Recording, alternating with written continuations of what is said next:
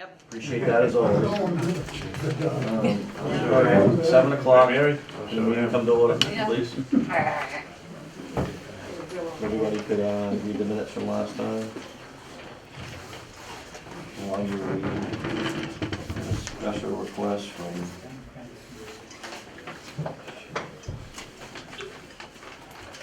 I don't know if it's Springgate.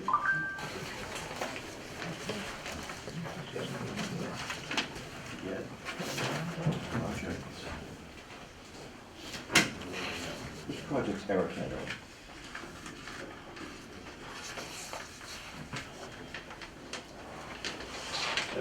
What's the last name? I should, Oh, wait a minute, no, he's Monahan, Eric? isn't that his name? No, I don't think so. Shoemaker, Oh, that's Springgate, I think. Springgate. Yeah. He asked if we could hear his project first, because he isn't from the planning board tonight. Apparently it's not only Dyer Street for the planning board.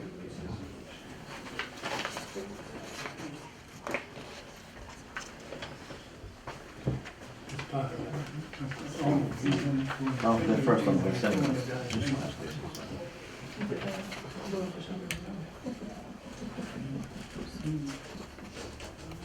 Is that the Right at me, I don't know. Is a seat. I'm the worst at it, so. Yeah, I think it was spring date. Well, no issues, just a couple comments, right? Yeah, that's the one. Easy. That's this one.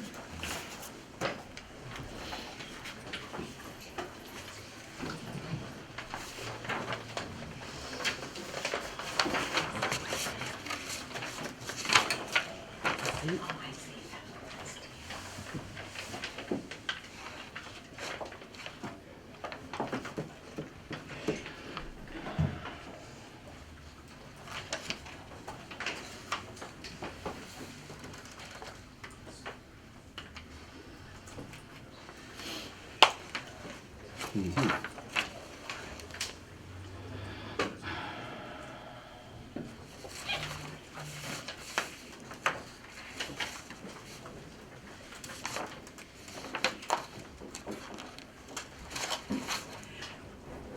Mike Bromberg, what's your address? 373 Forest. 373, thank you.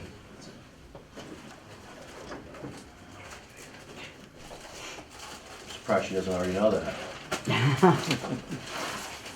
Well, I knew it wasn't 3 Forest Street, which is in the minutes, so I just wanted to give him credit where credit was due.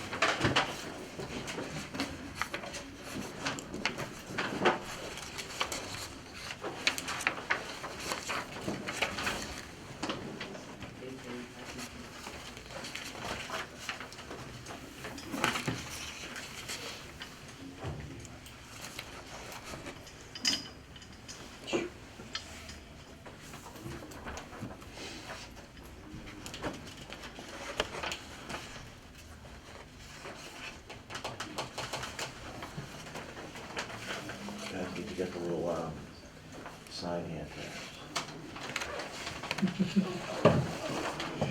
Next time.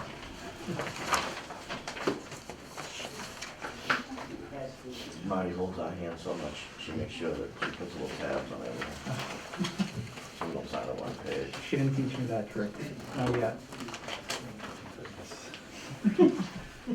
I'm not kidding. I'm not Gives you kidding. little tabs to where the signature goes. Little tabs to turn to, so. But See you if we will fumble through it. Who has, Yep.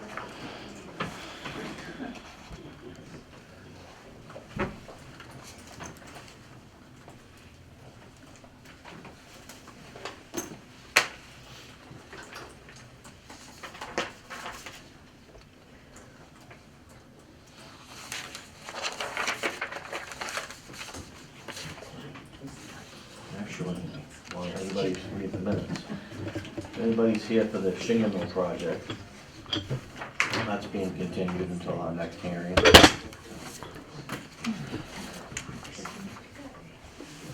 And that is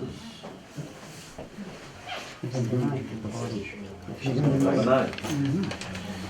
If anybody's here for 0 Pond Street or the shingle mill project, it's being continued to November 9th. And 333 Williams Street's also continued. Did I send that to you earlier? That is being continued. Yep. So if anybody is here for 333 Williams Street, that's also being continued until our next hearing, November 9th.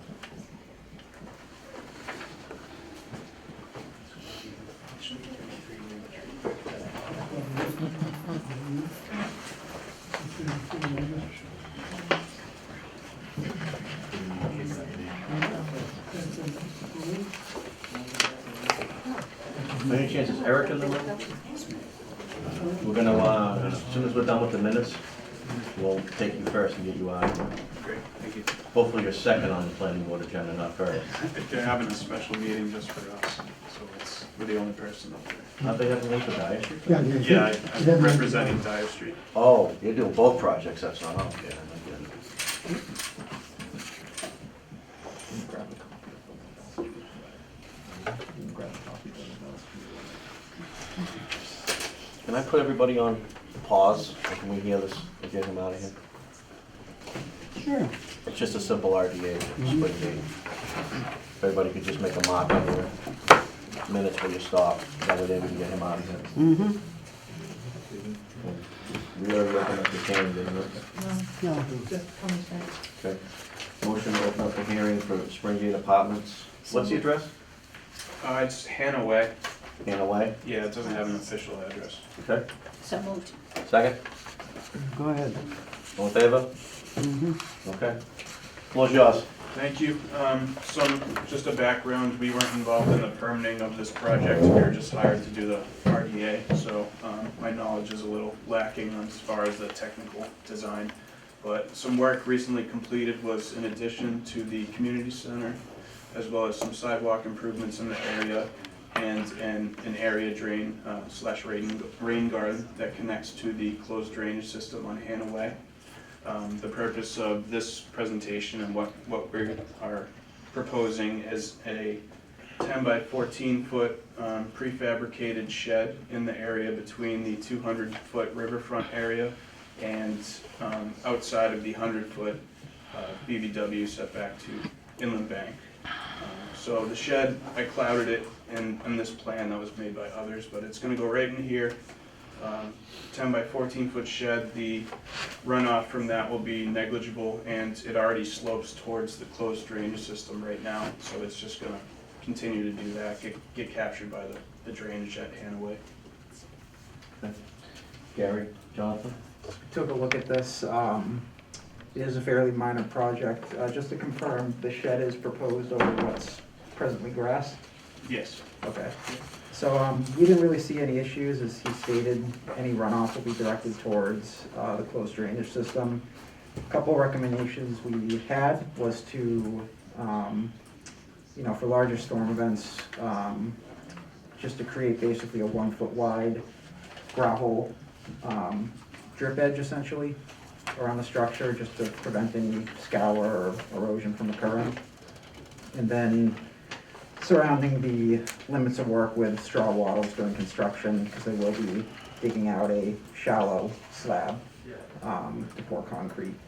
So any soils that get stockpiled should be surrounded with straw wattles and tarped if they're left out overnight.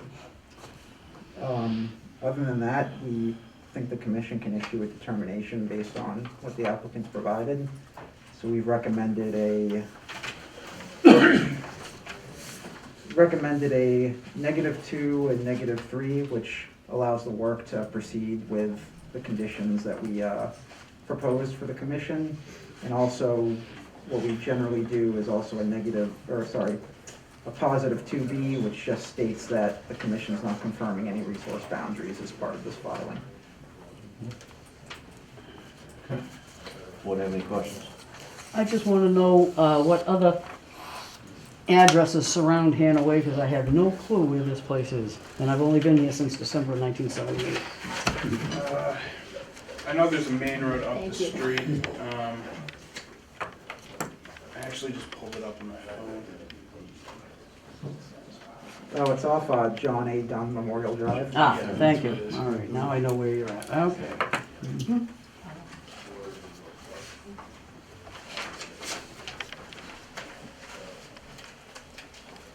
So one thing we also identified going through this, we didn't have anything in Beta's records, but, and I understand, gentleman presenting now didn't do the original permitting, but if the applicant hasn't, now would probably be a good time to submit a request for a certificate of compliance for any previous work that was done.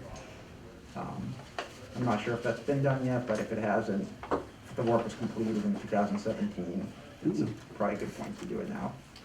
Do you think you can ask the applicant to take care of that? Yeah, I can ask. Yeah. Is this new? We're gonna fill that in. What is that? Oh, that was just a finding of fact section I put in. I've never seen that one before. No. I mean, what really matters is that the date's put on the actual form too. You can fill this out too if you'd like, but that's what DEP will look for, the one you have in your hand. Okay. Thank you. All right, does the board have any other questions?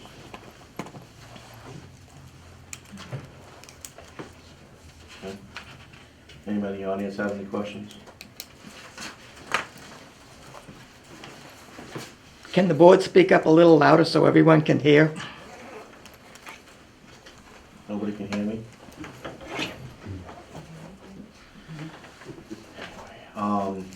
Okay. Motion to issue determination as Jonathan stated, 2A and 2B and 3B. What did you say? It was a, -2, -3 with a positive 2B. correct. So moved. Second. All in favor? There you go. Thank you.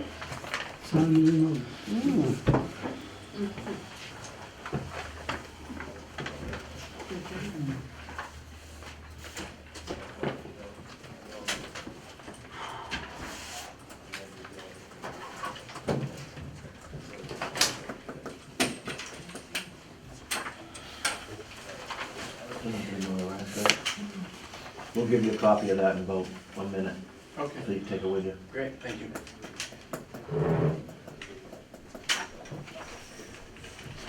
Just to make a notation, the forms have been changed so that we have to print our names as well as do a signature on them, whereas before they had always been just a regular signed. Okay, Right, I just think- to sure. bring up the fact Yeah. that, yeah, there is a change to our procedures. The last page is a special, there's a special conditions that Jonathan noted.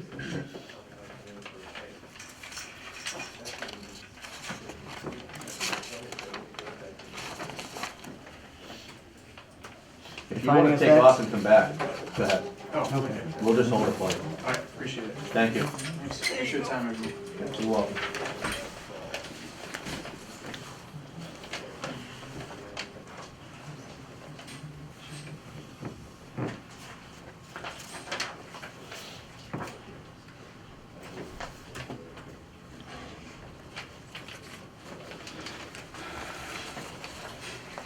While we're waiting, if 365 Concord Street wants to get ready and set up, whatever we need to do.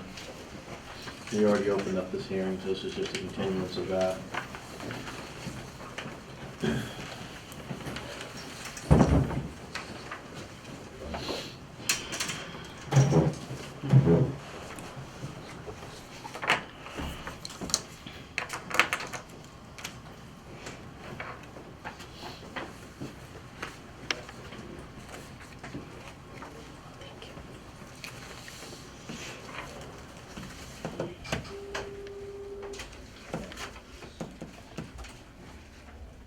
Before we get started, could we get a copy of that map, because the pictures that we have on the 11 by 17 divides the property in two pieces, and I'd like to have a whole complete picture of that. You have a full copy? Maybe? I don't have one with me, I mean, I can leave you with this one. This is kind of a draft. Look at that. Oh, thank you so very much.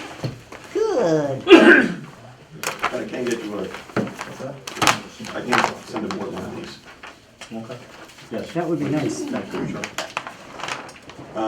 Just give us probably another minute. Sure.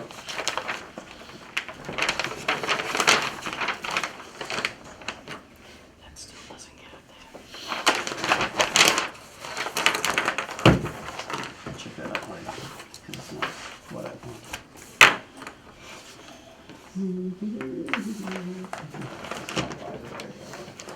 That's a little bit better.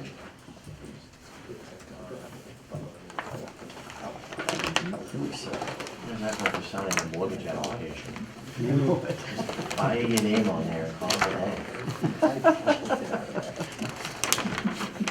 Yeah, see, that's just a big side of that thing, and that's about it. And that's There's a spot on here for hand delivered. part two. Yeah, I think it's under the signatures. No, it's like that on the order. But I don't know here, like, Oh, yeah, the other one. It's not that. It's, this is the larger of the short round thing. I'll just, so it doesn't I'll just have add the that date. Okay. all And in I'll one, just and I write wanna in see hand the whole delivered. thing together. Right, there's nothing there. No, Yeah, they changed those forms last year for some reason. Must have taken that out. Maybe they couldn't read the signatures. I think they're trying to. John Hancock. Trying to confuse us. Yeah, that's right, they used that shit up there, yeah. I don't see anything on here. I'll just write right underneath the signatures. Okay, the floor is yours. This is the hearing for 365 Concord. This doesn't have it Yes. in there, what I want. Okay. Thank you. So Brendan Sullivan here, representing the owner from Kevin Harp Consulting, representing the owner, the applicant. We also have here is John Zimmer and Walter Sullivan. John Zimmer is the wetland scientist, and Walter Sullivan is the attorney for the project. Did we need green cards on this? Yeah, I have a notation on my, yeah, actually I saw them too. yeah. They Did you were, bring the green cards because they didn't come the last time when we opened up? We said, all right, we'll do it, but remember to bring them the next time? I think there was 2 hearings like that. Yes, there were. It's I know probably they've been, the, I don't have the green cards with me. they've been emailed, but I don't know about hard copies. Okay, make note that we're gonna do it next time then. Can you bring them with you next time? Yes, or I can send it on town hall as soon as tomorrow, the next day. Yeah, that'd be The fun. ones we have. along with that, Yes, along with one of these as well. yes, please, thank you. Okay, go ahead. Thank you. So we did have a phone call with Jonathan and Gary last week. We appreciate that, going over the comments as far as the stormwater and the environmental review as well. It helped us out quite a bit from the review letter we just got last week as well. So since the last meeting, in response to the earlier comments, the roadway has been shifted to the north. Remember, north is facing down the page, south is facing up. So the roadway was shifted in the roadway to the north to keep it further away from the Series C's flags. So now the new pavement, within the 25-foot buffer, there's probably about approximately 550 square feet of pavement in there right now from the existing driveway. We got that down to about 350 square feet of new pavement within the 25-foot buffer to the C-Series flags. We've also redesigned the roadway and pushed the low point further down the street, which lowers the retaining walls required on either side, and also lowered the roadway by about 1.5 feet. The high point is now down about 1.5 feet from where it was before. We've also redesigned, regraded ponds 1 and 3 to get them totally outside the 25-foot buffer. We moved the inlet to pond 1, as Mr. James recommended, to give us more time to travel through the pond before it gets to the outlet. We've also added a mitigation area, which is an existing disturbance and pavement, concrete storage area that's within the 25-foot buffer as a restoration of that area in lieu of some of the other areas that we are asking for a waiver request, a variance for the work in the 25-foot buffer. The other thing we also did, we added infiltration, underground infiltration basins on each lot to help attenuate the stormwater and to help with the stormwater runoff and the water quality as well. I think that's really about it. So this plan does show, it shows the new road coming in. I also highlighted where the existing driveway comes in. You can see the existing pavement that is there today that is going to be removed as opposed to the new pavement coming in. And I think that's about it. I think I'll turn it over to John. Okay, John Zimmer, South River Environmental. I'll just touch quickly on a couple of the other environmental or wetlands-related comments that were within the letter. The majority of them we can come to consensus on. There was a comment regarding mitigation plantings to mitigate for work within the buffer zone. The applicant is certainly amenable to that. There's also an area of historic filled wetland behind the house, I believe, in this area. And that there was a comment there, about potential restoration of that. The applicant is amenable to doing that as well. The biggest outstanding comment is with respect to the vernal pool status of the C-series wetland.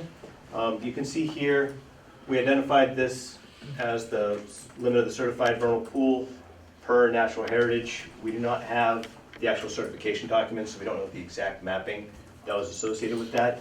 There is a confined basin depression in this area with basically an overflow channel that goes down into the C-series. There is areas of standing water within the C-series as well. I did do vernal pool surveys several years ago within that area, did not find any obligate breeding species. However, it wasn't within the past couple of years. So the vernal pool status of that area is still in question. Obviously, October isn't the right time of year to go looking for vernal pool critters. So what we're proposing to do right now is to delineate out the limit of the potential vernal pool habitat within that C-series wetland, so we would know, what the worst case scenario would be if it was indeed a functioning vernal pool. We would know where that upper boundary of the habitat is, and then we could look at the buffers from there and look at any redesign that we might have to do based on that. Just given the time of year versus pushing everything to next April, May, let's look at the worst case scenario and see what it is. We'll go back and look at it in May, depending if the project does ultimately get approved as a condition, potentially in an order to relook at that area. So what we would like to do is delineate out that area of standing water, or the upper limit of the vernal pool habitat, and have a field visit with Beta to walk through that and come to some agreement on that upward limit, and then we can show that, and we can show potential vernal pool buffers off of that, and see how it would potentially affect the design right now. I think that would be a good idea. But that was the biggest outstanding issue from the letter, from my perspective. Okay. Anything else? That was it from the wetland side, I think. Walter. Yeah, I'm Walter Sullivan, the attorney for the applicant. If I can just briefly say, we're mindful of the commission's comments about the relief we're seeking for the 25-foot buffer. There is area that has been disturbed within that area, and we're willing to mitigate that area. It's sort of a modest amount of work. If this was a traditional subdivision, obviously there'd be crossings, which we're avoiding with this relatively new bylaw. It allows us to create a lot of open space, have some modest amount of work within the buffer through the relief that this commission can give. And I think it's consistent with both the letter and the spirit of the bylaw, allowing the housing in one area and a vast amount of open space in the back. So we would ask the commission to grant that relief, and we'd be happy to answer any questions. We haven't received anything official Well, asking for relief that I know of. Jonathan? No, I think, where we kind of left it in the comment letters is that the applicant should come forward and kind of formalize that request and discuss it with the commission, directly honing in on that subject. Correct, so they're asking for relief from the 25-foot no disturb zone, and they're asking for relief from the 100-foot buffer around the vernal pool that we established in our bylaw also, correct? So depending on what their field visit comes out to be, you know, based on what I observed in the field, I do think the 100-foot vernal pool buffer would extend into what's currently proposed as a design. But we have yet to see that, because we have yet to do the field visit. But presently, yes, they're seeking waiver from the 25-foot no disturb. You guys should put that in writing and send it to the commission as an official document. We will do that. We were only delaying until there could be some agreement or consensus as to what work would be done, but we're more than happy to do just that before we return here, so What we'll the get board will that. do on that is the board will take a vote. Okay, we'll get that this week to you folks. Is the commission amenable to a mitigation proposal associated with the waiver request? Okay, you guys want to discuss this? Negative. Okay. So what they're asking for is they're asking for relief from our 25-foot no disturb zone that we established in our bylaw. Can you just point out the actual spots on the plan that are in the 25-foot no disturb zone? This area? Roughly how big's that area? Just throw it out there as a rough number. Those two areas combined are approximately 3,500 square feet. Okay? It's those two areas and down the roadway down by And then the existing crossing? the existing, yes. And how close are we to the wetland line in these areas? Are we right on it? Are we 5 feet, 10 feet? So these lots here, the 25-foot buffer can go right to the back of the house. So the house is approximately 25 feet away from the wetlands. So this would probably be the first question from the board is how would that house have a backyard? Or would they apparently, down the road, decide that they're gonna have a backyard and fill in it? Well, that wouldn't be the case. You know. Want to bet? Okay, you're talking to the Conservation Commission. Right. I'll take that bet. I actually have a question. Would this property be managed by HOA, or would homeowners have freedom to landscape their own properties? I believe it'd be under an HOA. Yeah, we're playing on an HOA. With it being a PUD subdivision. So that's something we could deed restrict with respect to any. thing we've been talking about. Okay. So back to that discussion, I just wanted to clarify, the driveway, how close is it to the wetland line? The driveway down here, the existing driveway is about 15 feet away from the wetlands. The proposed driveway is about 19. All right, so discussion. I think we already heard from Charlie and Lorraine. We don't have to make this decision now, we're just having a discussion. He asked if we were amenable to waiving it in lieu of some. This is a PUD, right? Mhm. And under that, you're supposed to provide so much open space, We provided all that, not including wetlands? not including wetlands. Yep, And do you have those calculations? I do. Okay, we'd like to see those. I can give those to you. Yep. I'll wait until I see what, 25-foot no disturb zone. That's what we're talking about.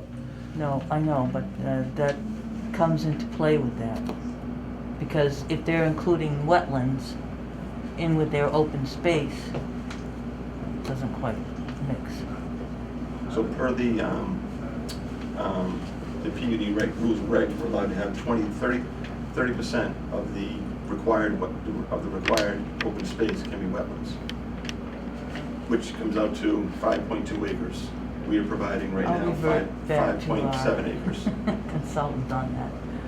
So they are permitted a certain amount of wetlands to be counted in the open space, but, the question is, how is, for example, riverfront area or bordering land subject to flooding counted? Were those considered as wetlands? They were not considered. So it's all this open area here. This is approximately 4 acres of upland right here, not counting the 200-foot riverfront over the bordering wetlands. Put another half acre down here. This lot over here has almost an acre, 0.8 acres up here, and there's about 1/10 of an acre on either side of the roadway coming in. So you get it's roughly about, I think the calculation is 5.8 acres. We're required to have 5.2 acres of upland.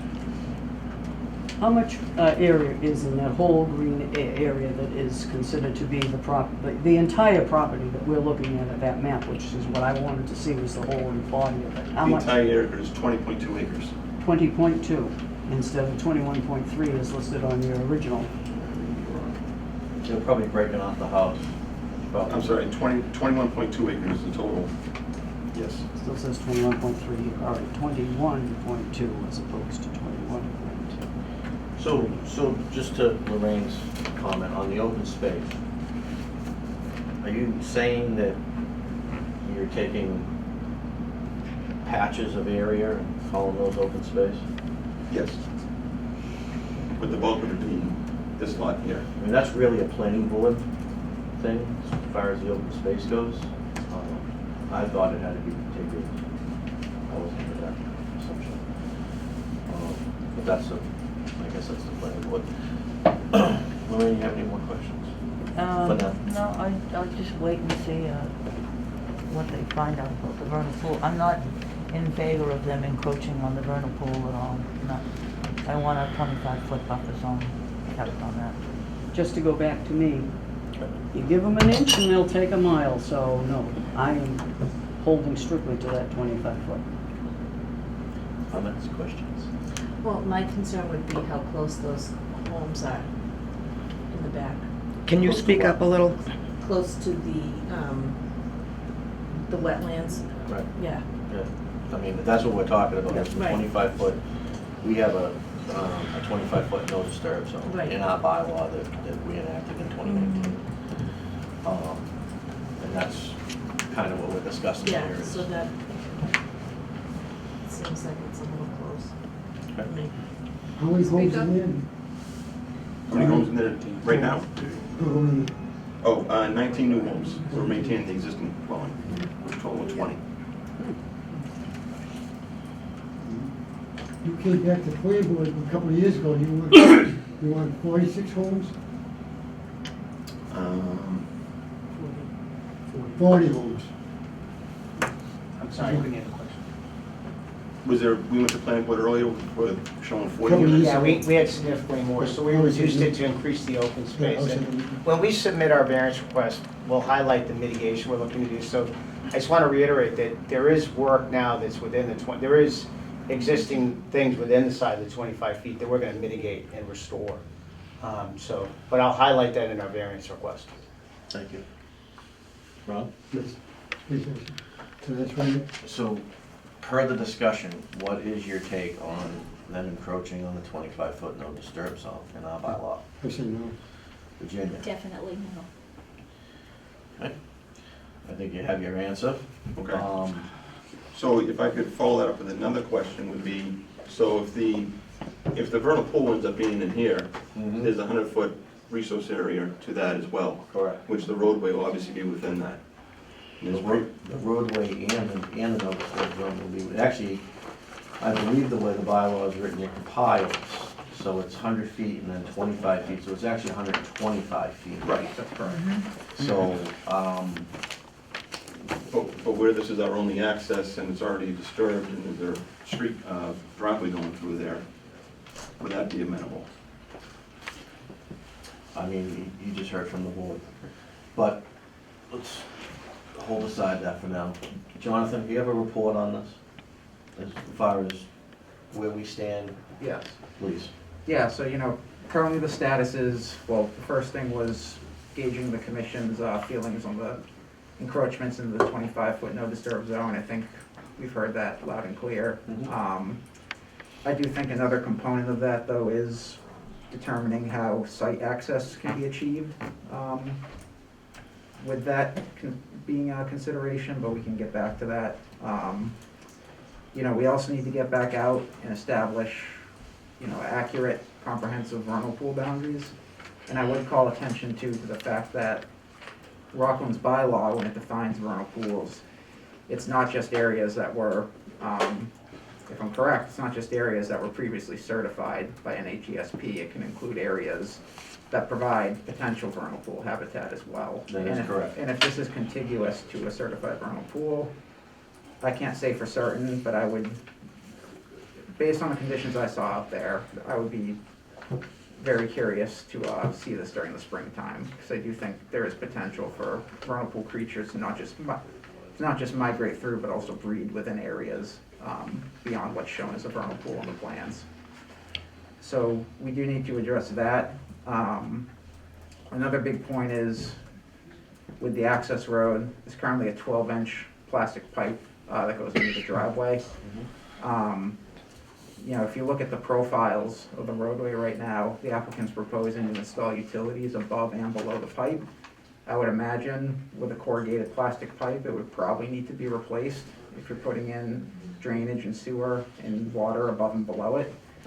So then that comes to question two of, you know, the applicant needs to ensure that they're not draining or adding water to that wetland by changing the configuration of the pipe, so more detail would need to be provided on that. And then more detail just needs to be provided on the mitigation. You know, if they're proposing planting plans, we need to see actual planting plans with species and placement. And if they're proposing, you know, if they are amenable to restoring previously filled wetlands, we would need a wetland restoration plan for that as well. Gary, are there any sort of high-level outstanding stormwater stuff? We went over, in the meeting that we did have, we went over quite a few of the stormwater, the basic stormwater issues. And probably the biggest thing that still remains is that the driveways that we have that go outside the limits, that don't drain back to the system back inside the roadway, they've still got to be treated.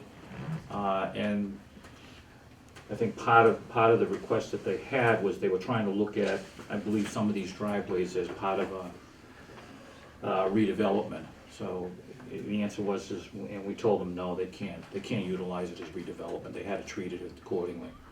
Yeah, Redevelop, this is all new. well, no, there is some redevelopment in this. There is some areas that do qualify for redevelopment. It includes the existing driveway. Mhm. So there is some existing pavement that is, and it does qualify. But in our opinion, that is going to be limited to the limit of clearing right now. So when you look at the limit of clearing associated with the existing houses right about in here, and it's this driveway, this driveway, this driveway, and this driveway is the issue that we have. They drain away from the street? They drain away from the street, and we told them they had to, that had to come in, we had to treat it as new, and that it had to come into compliance with stormwater standards relative to treatment. Especially with the fact that the one on the left side, There's a vernal is pool it, yeah, behind it. there's a vernal pool behind it, that's correct. Critical area. Which is a critical area. Other than that, you know, it was, like I said, our recommendation was that they come back in here and definitively come up with an answer relative to the issue associated with the 25-foot no-touch. Because it does impact the development, especially with the, I believe there's about 3 or 4 homes that are impacted. Along the right-hand side. Yes, this one and these 2 back here. Those are the 2. And in reality, you know, when you look at it, it's pretty much proposed as part of a limit of clearing, so I would assume that it would be a backyard. Oh, yep. It will definitely be a backyard. It's gonna be a backyard, but is there any way to pull those away from the, I mean, We've already moved them away a little bit from a couple reiterations ago, but we'll obviously look at that. We'll have to look at that further to get them pulled away. the more you get away from the 25-foot no disturb zone, Right, I think the more the board will have discussion on. Right now, it's not gonna work as presented, I think you already know that. right. So, I think we need to determine the vernal pool boundary. That's priority 1 at this point. Yep. That might be a game changer for everything. And then, we'll go from there on that. Does the board have any other questions besides the no disturb zone and the Well, vernal pool boundary? Those 2 are very, on our agenda, very right up front. I would say that you've got a lot to do to bring things up to date or address the other issues that we've had. I'm hoping that Gary and Jonathan can work out, because I know my friend who actually is on the open space committee and why she is so concerned about the open space would take on the algebraic calculations or geometry calculations, which I'm not into, just give me bookkeeping and I can do that. And get that squared away so that we know where we are with regard to this property, because it's handled somewhat differently than we have done with any of our other projects, so we need more information. One thing we can do, and we pretty much are in direct communication with Pat Brennan also, who's also the review engineer for Wetland Plan. We'll talk to him too about how their interpretation, what their interpretation is in terms of the wetland resource areas. Well, it's really their interpretation that matters. It is Right. their The interpretation that Conservation matters, Commission. that's correct. And it's important because, you know, the applicant right now is considering wetland per the zoning bylaw to mean, you know, wetlands like swamps or marshes or wet meadows.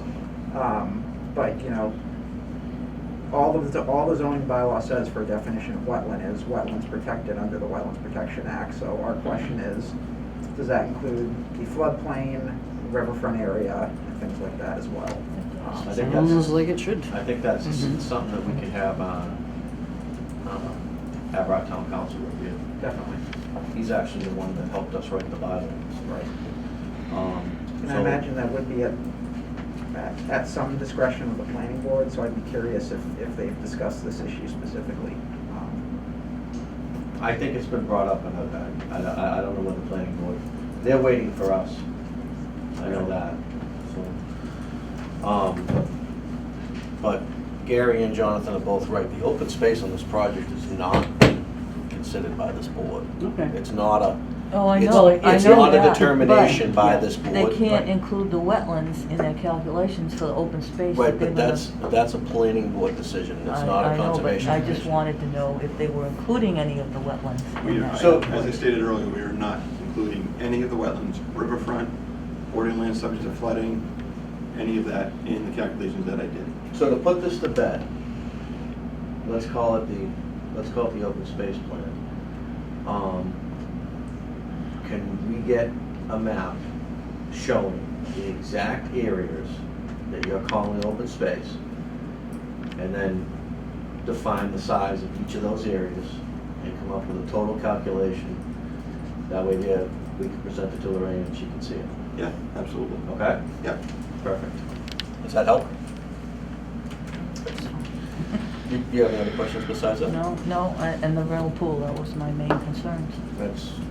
That's a big one. Question. What you do, you gotta ask something. Make us happy.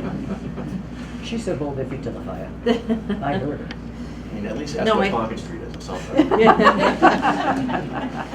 No, I think that, you know, if that map is provided, I think that would be helpful. Yeah, I think so. Ron? No questions for now? Reserve your comments for a later date? When goes the other meeting? Same thing? Same thing, yeah. Okay. Yeah, do you have any comments? No, we're all set, thank you. Okay. Continue? You guys okay with continuing the hearing till our next meeting? Yeah, absolutely. Okay, that's November 9th. Oh, audience. Oops. Hold on, Mary, get back, get back. An oversight on my part. Anybody in the audience have any questions on 365 Concord Street? Name and address, please. Kathleen Boyd, 343 Concord Street. Back to the vernal pool issue, I believe Marty stated at the last meeting that was certified by the National Heritage, they don't set boundaries. That is correct. And that the town bylaws have larger border. Well, first of all, we have to determine the actual vernal pool itself, and then our bylaw in the town of Rockland that sets a 100-foot buffer zone around that border. So that actual determination of the vernal pool still needs to be done. Correct, and that's why that's so important, that's the reason we've been And discussing Marty that. also made the remark that she believed there were other areas on the property that are in fact vernal pools that have not been certified yet. Potential ones, I believe she's, I think there's two others, yeah. Okay. yep. And Any other Jonathan questions? didn't miss that, so that's good. Anybody else? All right, Mary. Go ahead. Name and address. Mary Parsons, 754 Union Street. I have a question about the vernal pool because I do believe that this project was going back to like January and something. So you already had the March, April, May to do that vernal pool and to do those boundaries. And it all depends on, are you looking for obligate species and so on and so forth? Are you looking for mole salamander eggs? In this town, I've been doing vernal pools for 20 years. In this town, each pool starts differently. It depends upon the sunlight, the water temperature, so on and so forth. You could have a vernal pool in, a matter of 1,000 feet apart. One starts at the end of March, but the one that's 1,000 feet apart might start 3 weeks later, so on and so forth. So I would ask you to start in March, but I would like to know, why didn't you do this last spring? Fair question. Well, personally, I wasn't engaged to do that last spring. I had done it previously several years ago, but, I mean, and you're right. I mean, typically when we do vernal pool surveys, especially if we don't find anything during that first, after what they call the big night, when Right. all the frogs and salamanders come out to these pools, or the majority of them come out to breed. If we don't find anything, we'll do successive surveys over a length of time to make sure that we pick up anything that may be late coming into the pools. If they come early, and we get out there in April, we can find them because the egg masses will be there, or we'll do dip net surveys and find the tadpoles, because it takes them a long time. In the town of Rockland, they have last call at 3 o'clock on a sunny afternoon, so makes it really easy for me. You got a lot of stragglers. Anything else, Mary? No. Just a question. Mike Romberg, 373 Forest Street. Have you checked for non-obligate species in there off season? For facultative species, we Yeah. have not. I mean, per the natural heritage requirements, and I believe per the bylaw, it's restricted to obligate species for vernal pool determinations. Isn't there 3 or more facultative species that can be? That previously, before the natural heritage updated their certification guidelines, that what you could, Oh, it's been updated? yeah, it was updated, I think, in 2000, I want to say 2009. Oh, okay. But before that, you could do it facultative method or obligate method, but now it's just obligate. Thank you. Jonathan? I would like to add that the bylaw definition does incorporate more than what the state definition does, so I do believe that the bylaw doesn't specifically require obligate species. It can be potential breeding habitat for obligate species, but also have facultative species present. I could be incorrect, but I don't believe obligate is a requirement for the bylaw anyways. Can you check that out at some Yes. future paper? Thank you. Anybody else in the audience have any questions? Okay. Motion to continue this hearing to November 9th. So moved. All in favor? Okay, we'll see you on the 9th. Great, thank you. You feel free to get with Beta about the vernal pool boundaries and Yes. whatever's outstanding, you can As communicate soon with as them we have it directly. flagged, I'll get in touch with you and get help. Great, thanks. Thank you. Thanks very much. And that letter for the waiver, Yes. please forward along as soon as you can, please. Will do. Okay? Thank you. The more detail, the better. Understood. Yep. Thank you. Get me my goddamn map. Okay. Lavelle To see the whole, Academy. to know where it is. Is that Weymouth Street continuing, correct? Yes. Steven, you see the setup, okay? Feeling better, are we? Finally, yes, thank you. Some plans for you. Jonathan, you have a copy of that letter? And Hopefully you have a this couple. is the other one that we needed green cards on as well. You don't have any green cards, Kevin. I have the green cards, if you. Nice, huh? Yeah? Here, you like big stuff, here, take the plan. Oh, I think that letter's sitting on the printer, but I do have a summary for you folks that I can provide. Just that, finished it a few hours ago, so. I mean, can we print? Is there a way for us to print something? I'm looking at that picture. There's a printer over there, but, Yeah, but I get it on my email. oh, It's a letter that Jonathan sent earlier about this project. Stormwater for the backyard. Because I'm on that side of Forest Street, so there we go. Just take my glasses away. All right, there's Forest Street, that's where they're going, there's Delahunt Highway. Which is upside down to you, but it's right side up to me, which is good, because I only have one eye, Sat so. over here so I could see better, and now they're over there and there. Oh, look at that! Look at that, two for the price of money.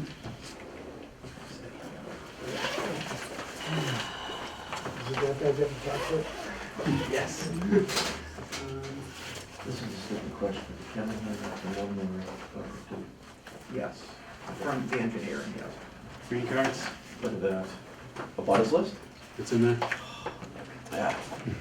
Somebody who's been here before.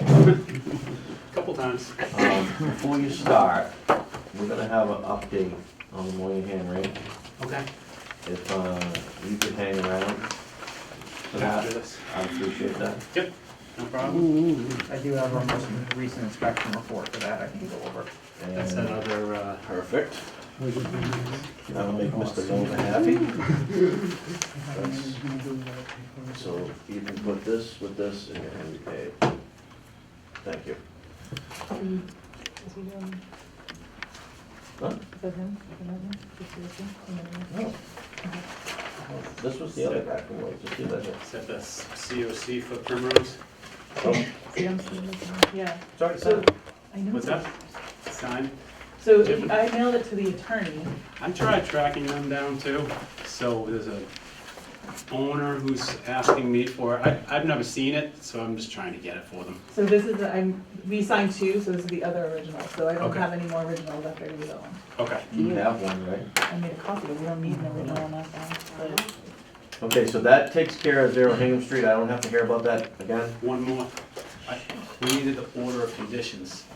right, so that got mailed. So Oh. this got signed. Oh, is that what I printed out? Yeah, so this got signed one signature, just like everything else. I mailed it to that thing, but I just wondering if it just wasn't recorded because it only had Doug's signature. So it's an Is that Primrose? out-of-state applicant, so I think you probably mailed it to them, and I don't know where it went from there. So we'll sign a new one, but this one's gonna be signed by the entire board versus the one that we did, just in case you guys have any. Perfect. Okay, this hearing's already open, correct, for the school? Yeah. Okay. Floor's yours. Thank you. We had a meeting a few weeks ago where we went over the merits of the application, the notice of intent. The overall project, well, at that time, we were proposing a public water supply well and also a septic system, on-site septic system. And during the hearing, we discussed that we do not need those two things anymore, so we removed them from the application. This set of plans reflects that change. There's been no other changes in the footprint of the project. The pavement You wanna take that? stayed the same. The limit of work stayed the same. So no changes to, I'm gonna interrupt you for 1 second. Sure. If anybody in the audience can't see this, feel free to come up. Go ahead, Kevin. so no changes to the site layout. We did take the opportunity to modify the stormwater, because when we removed the septic system, we had more room to create a more conventional stormwater layout. So the stormwater previously was essentially plastic chambers. There was a bunch of them down here. We had a long skinny row of them squeezed in here, and then we also had another set of chambers in here. Those are all outside the buffer zone. just so you know. We modified that to concrete chambers. Behind the building here, we have a catch basin here that discharges to concrete chambers. Part of the roof goes to this concrete chambers. And then we have a catch basin here, and the other portion of the roof goes to this set of chambers here. So we went from 3 separate plastic chamber systems to 2 more conventional concrete 4x4 galleys in stone. That's the only thing that's changed since our last hearing. And then just on those are the only things that have changed. No longer running the water line from the wetlands across the parking lot of the rink all the way to here. What we are doing now is just connecting to the existing line that's already installed here. We're going to connect and come into the building for the water. Sewer is going to come out the side and down the back to Forest Street where there's a sewer line here. So as far as What number Forest Street's that? this is 400. So it's coming That's down the between, Frasers. coming down between 400 and 416. 416. Okay. We located a couple trees in here, we're trying to save the trees and work around those, there's some good sized trees, I think we can work around. So all of that is actually outside the buffer zone. The work that we're proposing in the buffer zone, I've highlighted in pink here.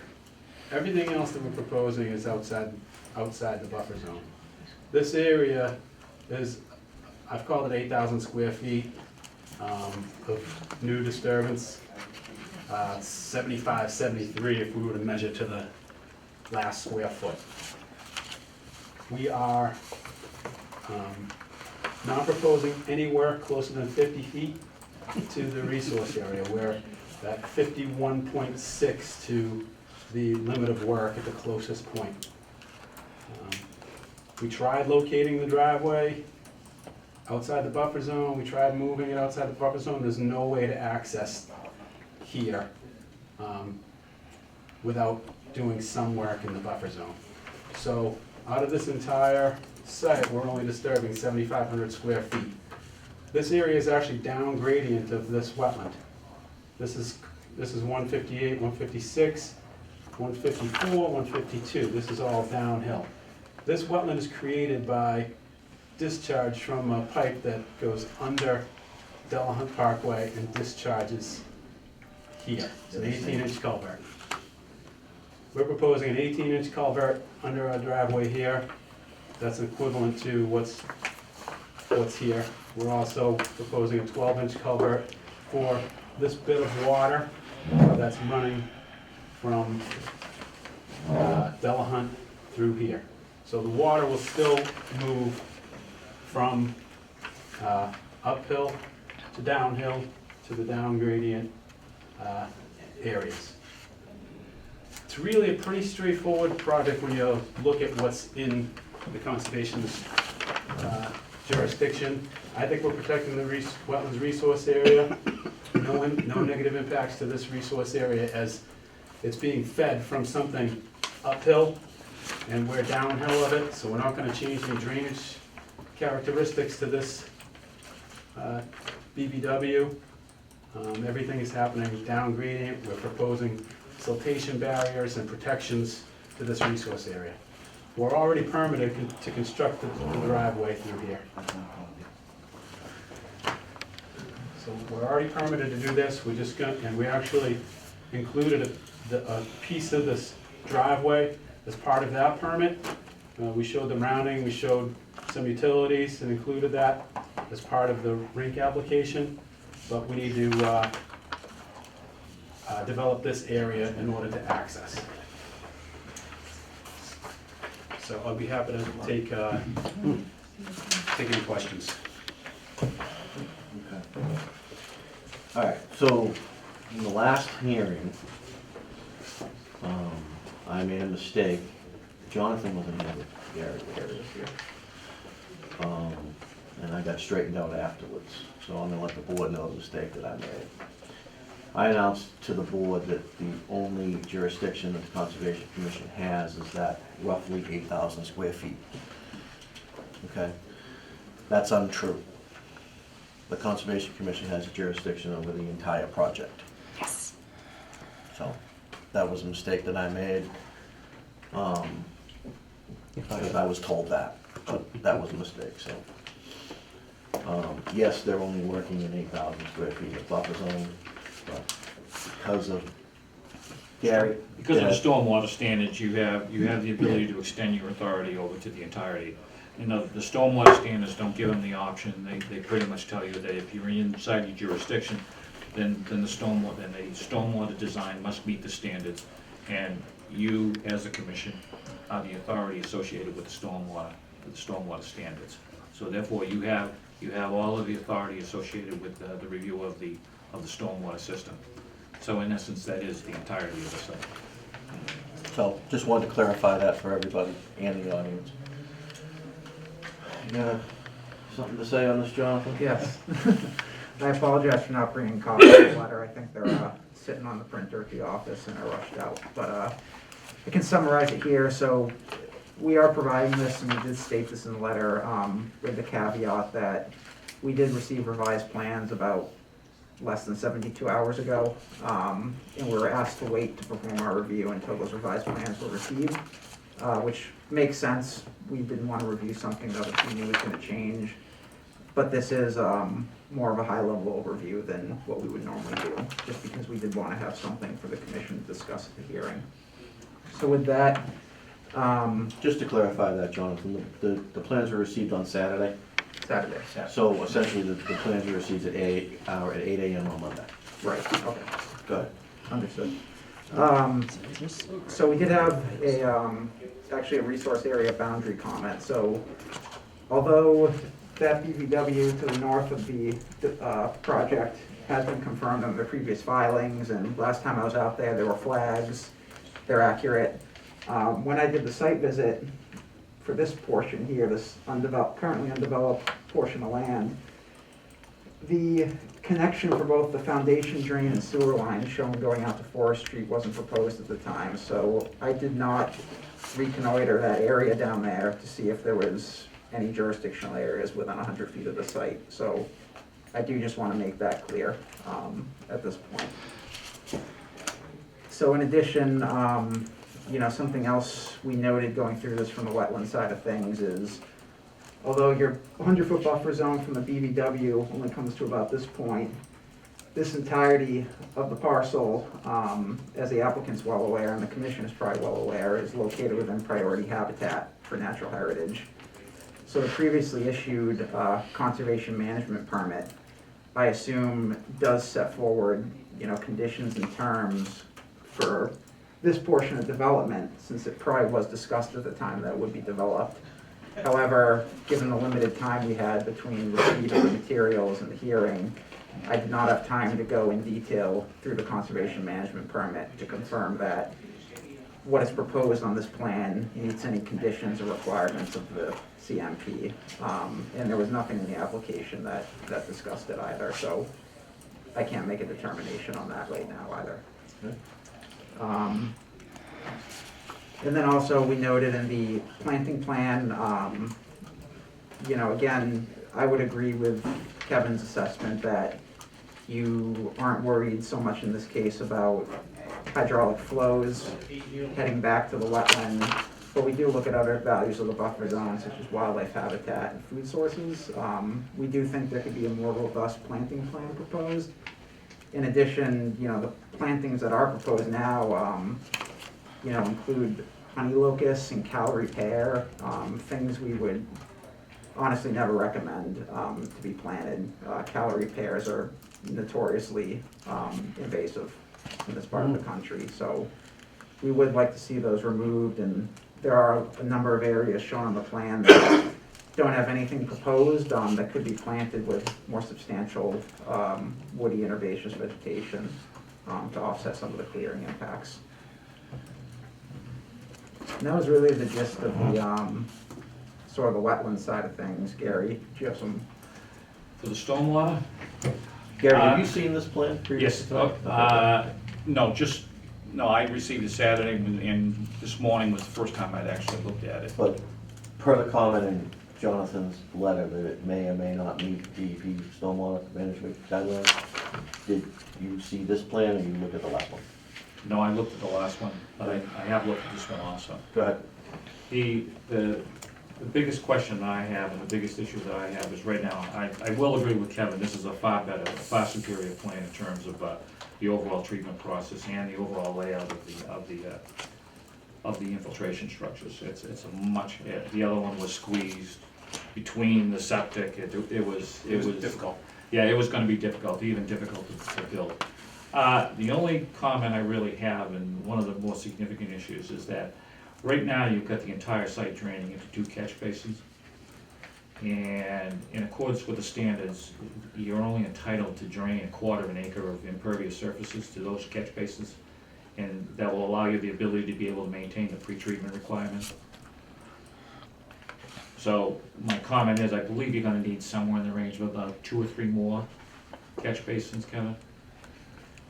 It's an easy. How many acres is the site?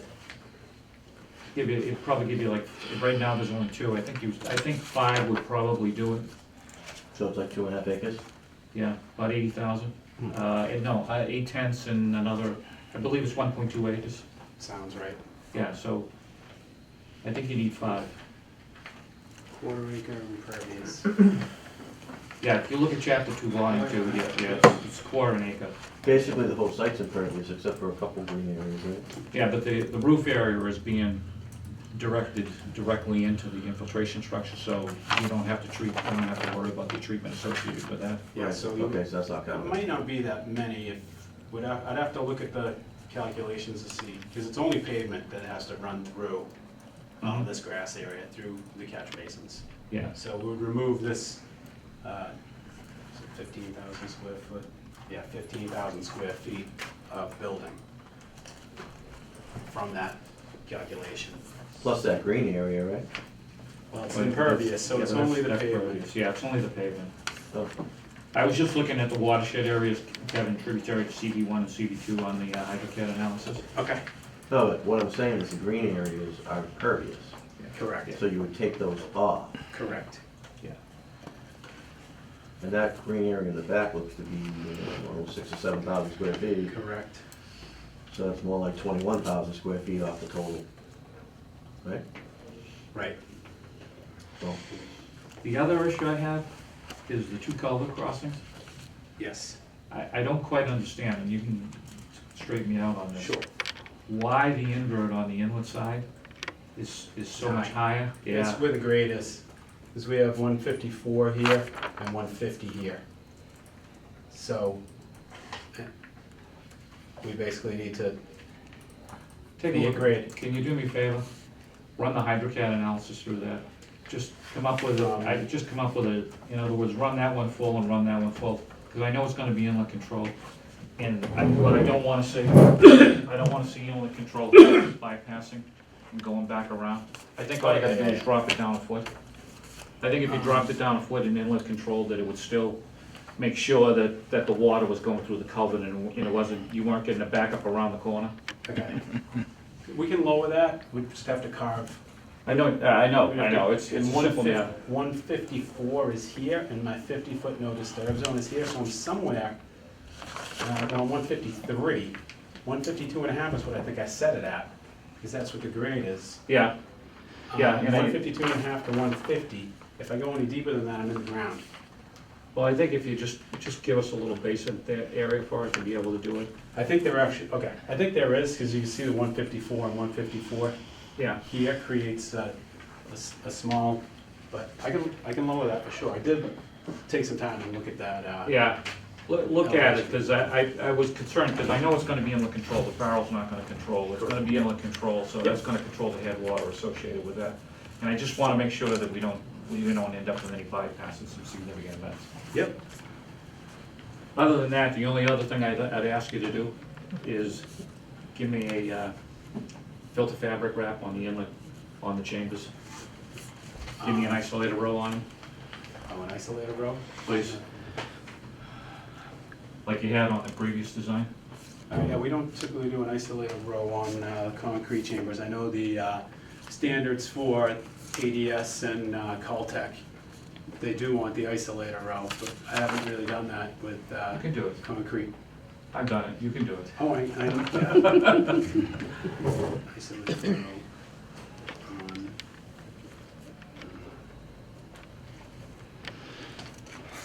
Yep. I think too, and if you look at it, I hate the design, but the answer is if you look at the grading, I think if you lower the grade on the right-hand side of the driveway, over by the retaining wall, In here? right here, you might be able to drop the retaining wall height on between the sites. We need to get, I like to run it a little steeper than 1%. At 1%, we get puddles, so. No, I'm not asking, I'm saying if you drop, in other words, provide a low point over here for your catch basins and then run Oh, it. you want to add a catch basin? Yeah, add a catch basin. Put a and high that- point in the middle. Yeah. You might actually save yourself some money on the retaining wall.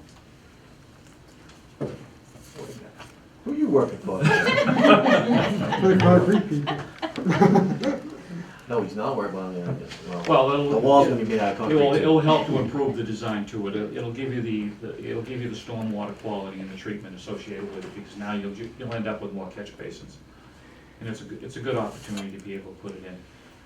And Jonathan brought up an interesting point. I have to ask, I didn't really look into it, but why are you extending the floor drains all the way down to the catch basin in Forestry? That's not going to the catch basin, it's discharging in here, because I will not take the call that there's water in the basement. They're forcing in a 10-foot deep foundation, and I know we've established estimated seasonal high groundwater, but with a 10-foot basement, I want to have a 0% chance of having any. Is it a floor drain or is it a perimeter drain? It's floored, it's a basement drain. It's a perimeter drain, right? Yeah. Oh, okay, that's not a, okay. Yeah. It's Okay, not a floor drain. Oh, it's no. not a floor drain? No, it's a It's a foundation perimeter drain. It's Yeah. okay, it's a perimeter drain, okay, that's, okay, I understand now. Yeah. You're draining the basement? Yeah, so anytime I do a house or a building, and I have the opportunity to do a gravity foundation drain. Of course. That's what I do, and that's what we're proposing.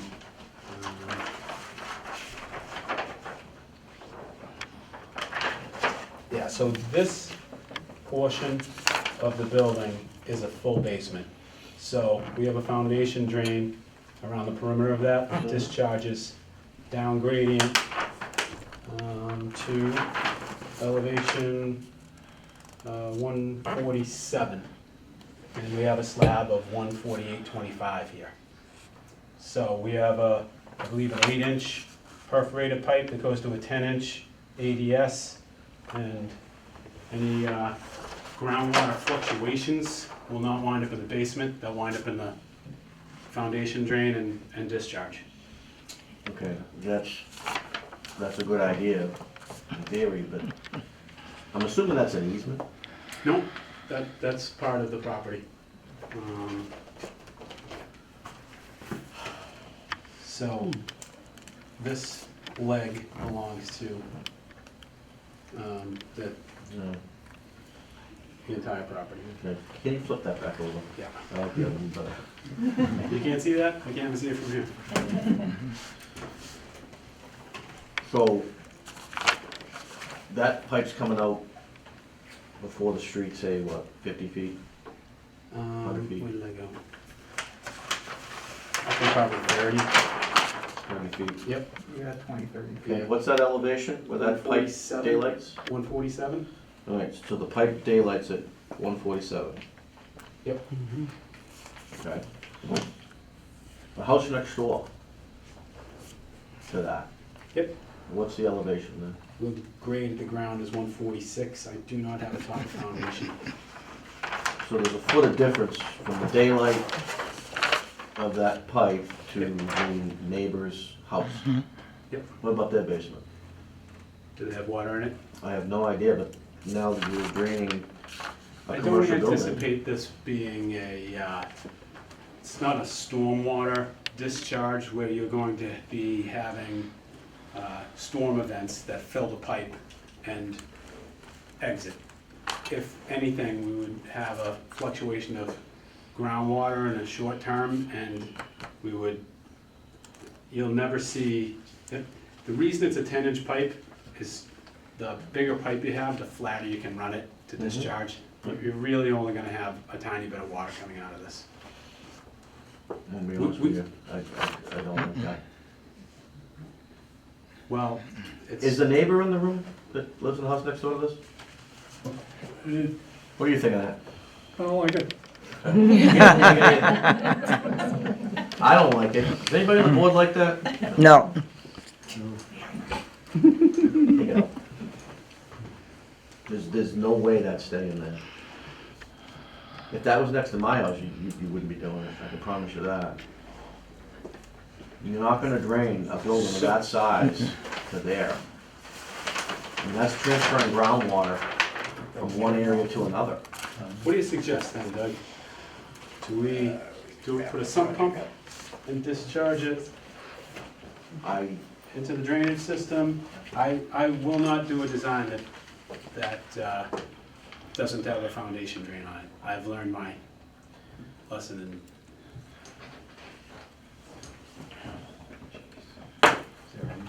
It's not gonna get approved with that. I am kinda speaking for the board, but I think I have the board's support. It's not getting approved with that pipe. I mean, there's not a single person in this room, probably including yourself, that would want that next door to their house. I mean, come on. What if we get a summer like we just had? I understand the basement drain issue, and I'd want the same thing, but you're gonna have to come up with something else. That's just the way it is. Moving on. Go ahead. Do you have any more to present? I'm done. Board have any questions? Besides the pipe issue? I'm busy. You're still doing that? Yes. Oh, Sterco. Lorraine? What's that? No, I'm all set, he's gonna revise his plans, right? I don't know. Okay, I'll wait till he revises his plans. We'll make that request. That I will go along with. I did hear enough. I have one question. Oh, okay, go ahead. You can go first. Why do you need a 10-foot foundation for? Well, 10 feet deep?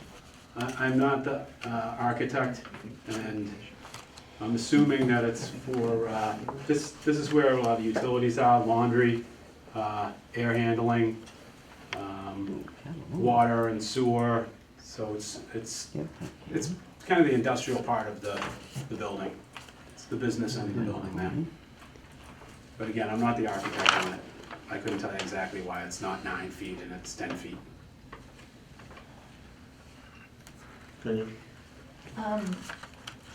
I just have a question with the change in plans from what it was before. Does this take care of the change of plans? Is this better for the high water? Is this change the high water level of this, the 100-year storm? Because I can remember it was being pumped up across the property and across the road in your last plans. And you're not talking about that now. So, we weren't pumping it before, and essentially it's the same exact plan, stormwater wise. We just changed the plumbing a little bit. So instead of having 3 subsurface infiltration basins, we've changed it to 2. It still does discharge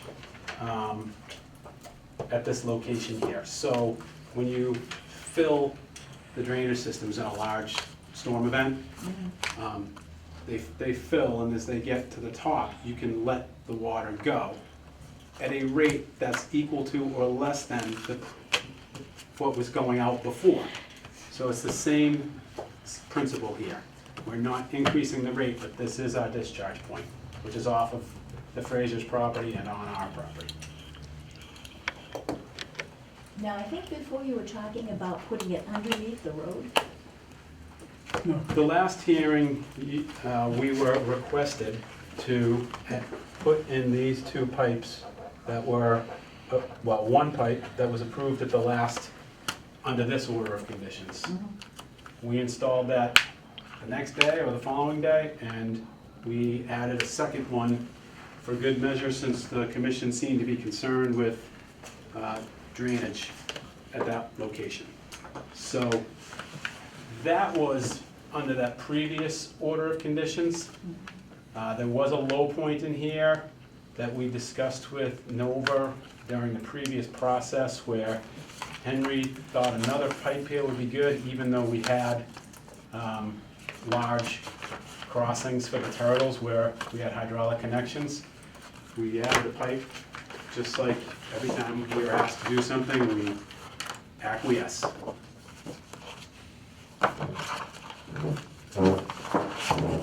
That, I believe that's what you're talking about. Yeah, actually, that was Don't higher, worry, but I I'm gonna think do it's, it. I think it's over here.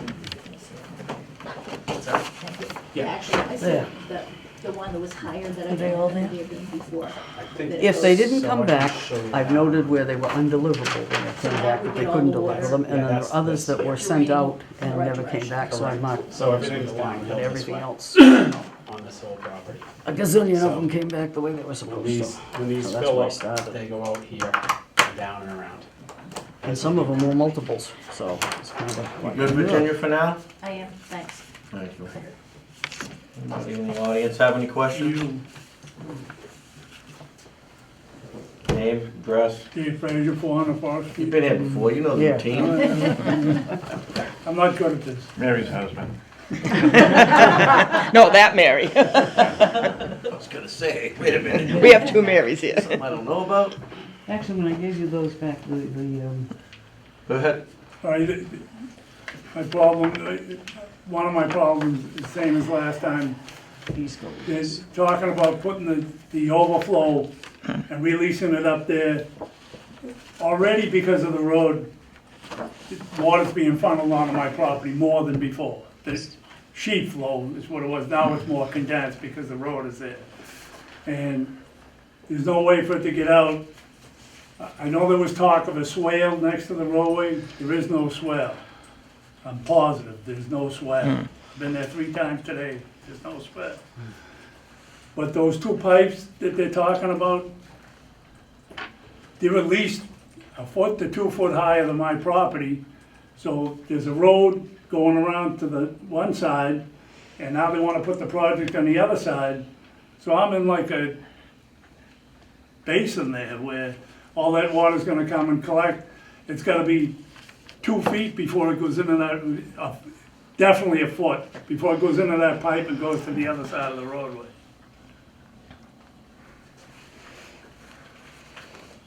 We haven't changed any hydraulics on this side of the road. There's no construction that's happened over here that would affect what's going on here. This water goes perpendicular to the contours.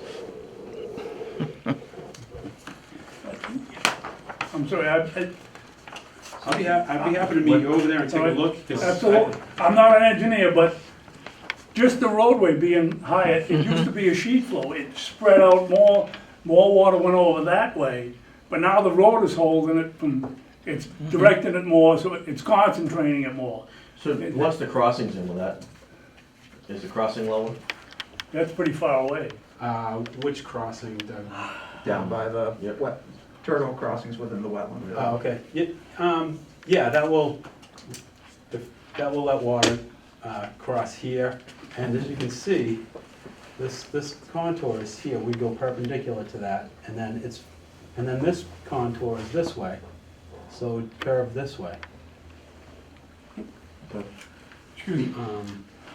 You know, in our previous permitting of this roadway, the abutters were trying to get the commission to call this a stream. And we actually went out with the commission and Marty and took a specific look at that, because they were calling it a stream at that time. And Marty agreed with the delineation. She said that this is braided. It's not a stream, but it does run in channel-like braid through this area, and it continues to do so today. Sheet flow. She said it was sheet flow. I think that was actually Henry that said it was a sheet flow, but neither here nor there. So that, I mean, there is water that runs through there. There's no question about it. It's. There is more water that runs there. Do you have the elevation of the pipes you put in, by any chance? You probably With me, no. But this is contour, 150, 148, 146-ish. Probably 145 and a half would be my bet on this side right here. So it's at existing grade. Yeah, it's flush with the ground. Yep. No, I can say, Mike Bromberg, 373 Forest. I walked out on Dave's property and the Wentz property, and those pipes are a foot or two above grade, so. I'll take a look. Does that make sense? I'll have to take a look. Okay. I have to admit to you, Kevin, I haven't been over there to look at it. I know Jonathan's been over there, but I think we've been more interested, they've been doing the wetlands replication area. I thought he was just indicating it was flush with grade. can you check, cause there's no swale there.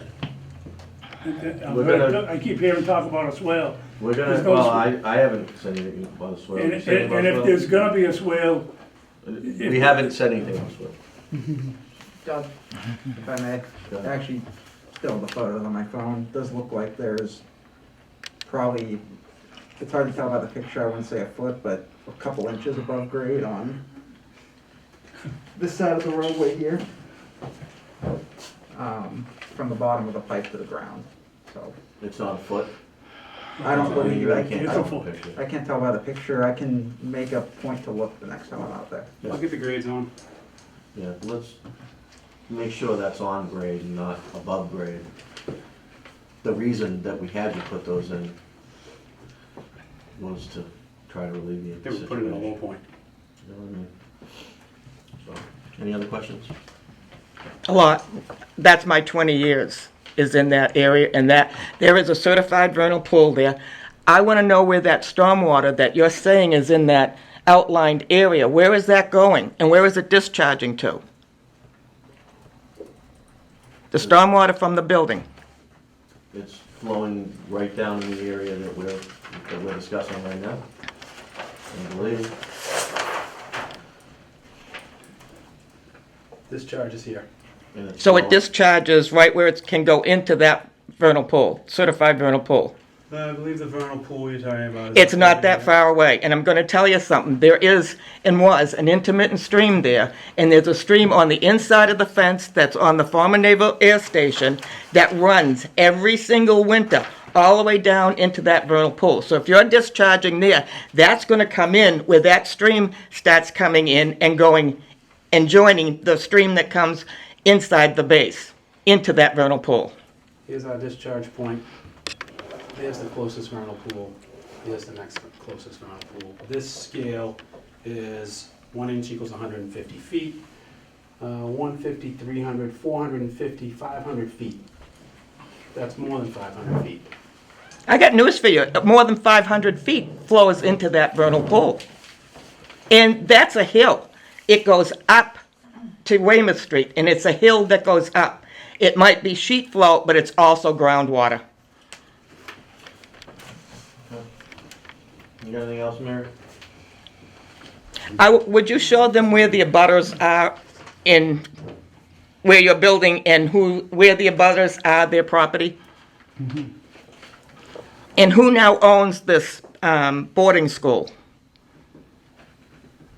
No, there's no boarding school there yet, but I believe it's the Moynihan's who own the property. Same as the rink, right? Because I'm hearing it's someone else, and they're not on the application. Well, It's just a different entity. It's all the same owner. So I highlighted. It's not all the same. I highlighted the perimeter of the property in yellow. Everything inside the yellow we own. Where is the abutters? Because they're right next to that building. And they're in this room. I'll answer that. So there's where we proposed the academy. There is a house located here and one located here. Why do the abutters matter, Mary? What are we Because getting if he turns that around, the abutter's property is all along that wall of that school. It's Okay. all along what would be, I think, the western side of that school. But how does that relate to the Conservation Commission, Mary? It relates to the water flow, it relates to the wetlands, it relates to whatever water they're gonna get from this. Who signed off on it? On the septic? Yeah. Board of Health could sign off on the septic design. There is no septic on this, right? You just asked me who I would. mean, because when they brought it up to sewer commission, only the rink was getting storage. I was at the, I'm not gonna, go ahead, Jonathan. I actually just don't want to divert the conversation, but on the side of utilities, we did have another question on this, which was, actually, you want to finish up the discussion you're having now before we jump to utilities? I think the discussion, I mean, Gary, the stormwater, plan that's being presented, does it meet the DEP stormwater Yes. guidelines? Well, obviously, if you make a few changes that we've recommended, then yes, it will meet the stormwater standards. Okay, then we can stop there on the stormwater discussion. Go ahead, John. So on the subject of utilities, one thing I failed to mention, as part of the Wetlands Protection Act itself, it requires that applicants coming before you show that at a minimum, they've at least applied for all local permits, including utilities, building permits, etc., whatever is obtainable at the time of submission. So we recently got the letter of understanding from 2012, where it's a letter of understanding between property owner and the town discussing the construction and cost of sewer and water associated with the property. So even with that, it was just unclear to us if those permits have been applied for, and if they haven't been, they should be applied for, and the Conservation Commission should be apprised of that. And there was also, that letter was from 2012, but there was also no indication that the town is, whoever in the town is responsible for ensuring that that memorandum is upheld, that someone from the town has reviewed the current plans to make sure it meets, the town's end of the agreement.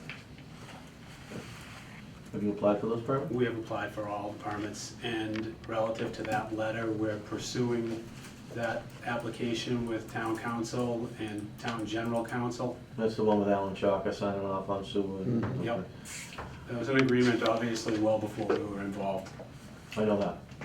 And I'm well aware of that situation. Yes.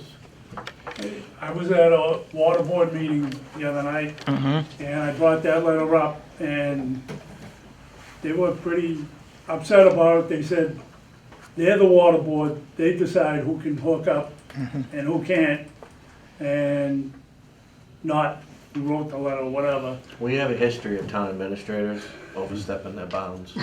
So, he said, Long absolutely, history. they absolutely do not have permission to. Right, but they've applied for the permit. That's the only discussion we're having. It doesn't matter if they're approved or not, but they've applied for it. That's what Jonathan was getting to. Just to make sure it's a viable project. We did not have. Anybody else have any other questions? About where the town agreed to. I do. Go ahead. You are? Mary Fraser, 400 Forest Street. My wife. Yeah. Excuse me, Kevin, I have a You're couple only gonna mention questions. half pipe for storage. Alright, we're getting multiple Tonight's conversations. Yeah, let's- Aaron let's, and I are um, having a really hard time now. Let's focus, please. Yes. Kevin, this is my property here, and this is the whole project. Okay, so, if I heard you correctly, there's not gonna be a septic system? You're gonna tie Currently, we've- into the sewer? That is the plan currently. Okay, if you had to put a septic system in, Yep. is it a tight system? No, it's not a tight tank. It's Okay. a standard system. I designed it, and it fits on the property, and we have perk tests, et cetera, in this area here, so that It would septic be system under will your do it. It'll be under the parking lot? pavement, correct. Okay, but then your holding tanks, the overflow tank, will come down here, right next to my house. Okay, hold on. You're not doing that. I'm gonna cut you off. There's no septic system on this plan, correct? Correct. So this is So that's null another and void. conversation, different day. If they have to come back for a septic system, Mhm. it's a different review at that point. Okay, So you don't even have to worry about that, it's not on the okay, plan. that's right. Then the other thing that I just wanted to make sure everybody understood is this is higher and everything goes down this way. So whatever water, if it isn't caught, or this water is gonna flow across the back of our property. Kevin, is there something here that you can do to make more of a, they were calling it a swale, I'm not quite sure what that is, but a little deeper so the water would definitely follow the road? Can't, there's a 25-foot no disturb, you can't do anything. He's already that close to the. We are handcuffed by the zoning bylaw Mhm. and the zoning decision to keep a natural vegetative buffer between this road and your property line Okay. in that location. Now, the other question would be, how many feet is this from the edge of our property? Is it 10 feet, yep. Okay. We've got a 10-foot natural buffer between any work on our property and your lot And line there's here no by setback zoning. that's involved? That's That's the supposed to be zoning 25? requirement. Okay. I'm sorry, there's not supposed to be 25 for that? But it is a zoning issue, and we've discussed it with the zoning enforcement officer. And we're gonna be before the planning board in a few weeks. Okay, so further down here, on this part of my property that goes down to the Forest Street, this is residential, so how far away do you have to stay off of the property there? We're not gonna be 50 feet. proposing any buildings or anything there. 50 feet 50 feet? For what? between industrial and residential, 50 feet long. 30 foot, the building needs to be 50. Correct. The pavement, 30. So they're gonna Which- clear which- all so we have- this we have 30 feet here. to get their utilities in. This is the residential zone here, and this is the industrial zone here. So to answer your question, like, what's happening now with the runoff on a storm, water comes down right now, down here, and it actually comes across this way. No water is crossing here. The water that's crossing your property is from this pipe here. It comes down and comes across just like that, where this arrow is that I'm showing now. What we're gonna do here is we have attenuated the difference between the developed area and the previous woods. And we've done that by creating storage volume. Water, when it comes in here, is going to accumulate in our subsurface storage system. So we're gonna let it go at a rate that's equal to or less than what's happening there today. So we're not gonna increase the flow. Any water that's coming across your property here now is actually, if it lands here, it crosses your property. What's gonna happen now is gonna come in, go through the drainage system, and actually get bumped up against the roadway and be routed around. So there should be less runoff, or there will be less runoff in these, pretty much this whole area here. It's gonna get pushed up to here and then out in this location. So you're dumping it into the wetlands that are attached to that vernal pool, and that vernal pool never dries up. Excuse me? I don't think you can dump it into the vernal pool in the wetlands, because that's an outstanding resource water. This discharge is outside the 100-foot buffer zone, and it's 500 feet away from the vernal pool she's talking about. Excuse me? It is, man. It doesn't matter. Far away. There's no, right now, there's no water, at least since the time I've been out there, all the times I've been out there. There's no water coming from that, where they're putting this school, where they wanna put the school. And they tar it, pave it. I'm afraid all the water's gonna collect there, and now that's adding to the water, that's not taking it away. I realize they think they're gonna put it in basins, but, you know, I think the new norm is that quite a bit of rain, and if they're gonna pump it up and release it there, They're not pumping anything. well, if they're letting the flow go up and releasing it there, that's even more The water. only thing I can say is their stormwater management system has been reviewed by the town of Rockland, peer review consultant, and he agrees with them. Mike? Can I further on that? Because I've been out there 1,000 times myself, so I'm curious because it's kind of been insinuated that water from this area goes onto the Fraser property right now. To my belief, it doesn't. Any water that goes onto the rear of the Fraser property and the Wentz property comes from this wetland. So to bring more water up to this area and let it run down this across their property, I think is gonna add to their flooding in their backyard.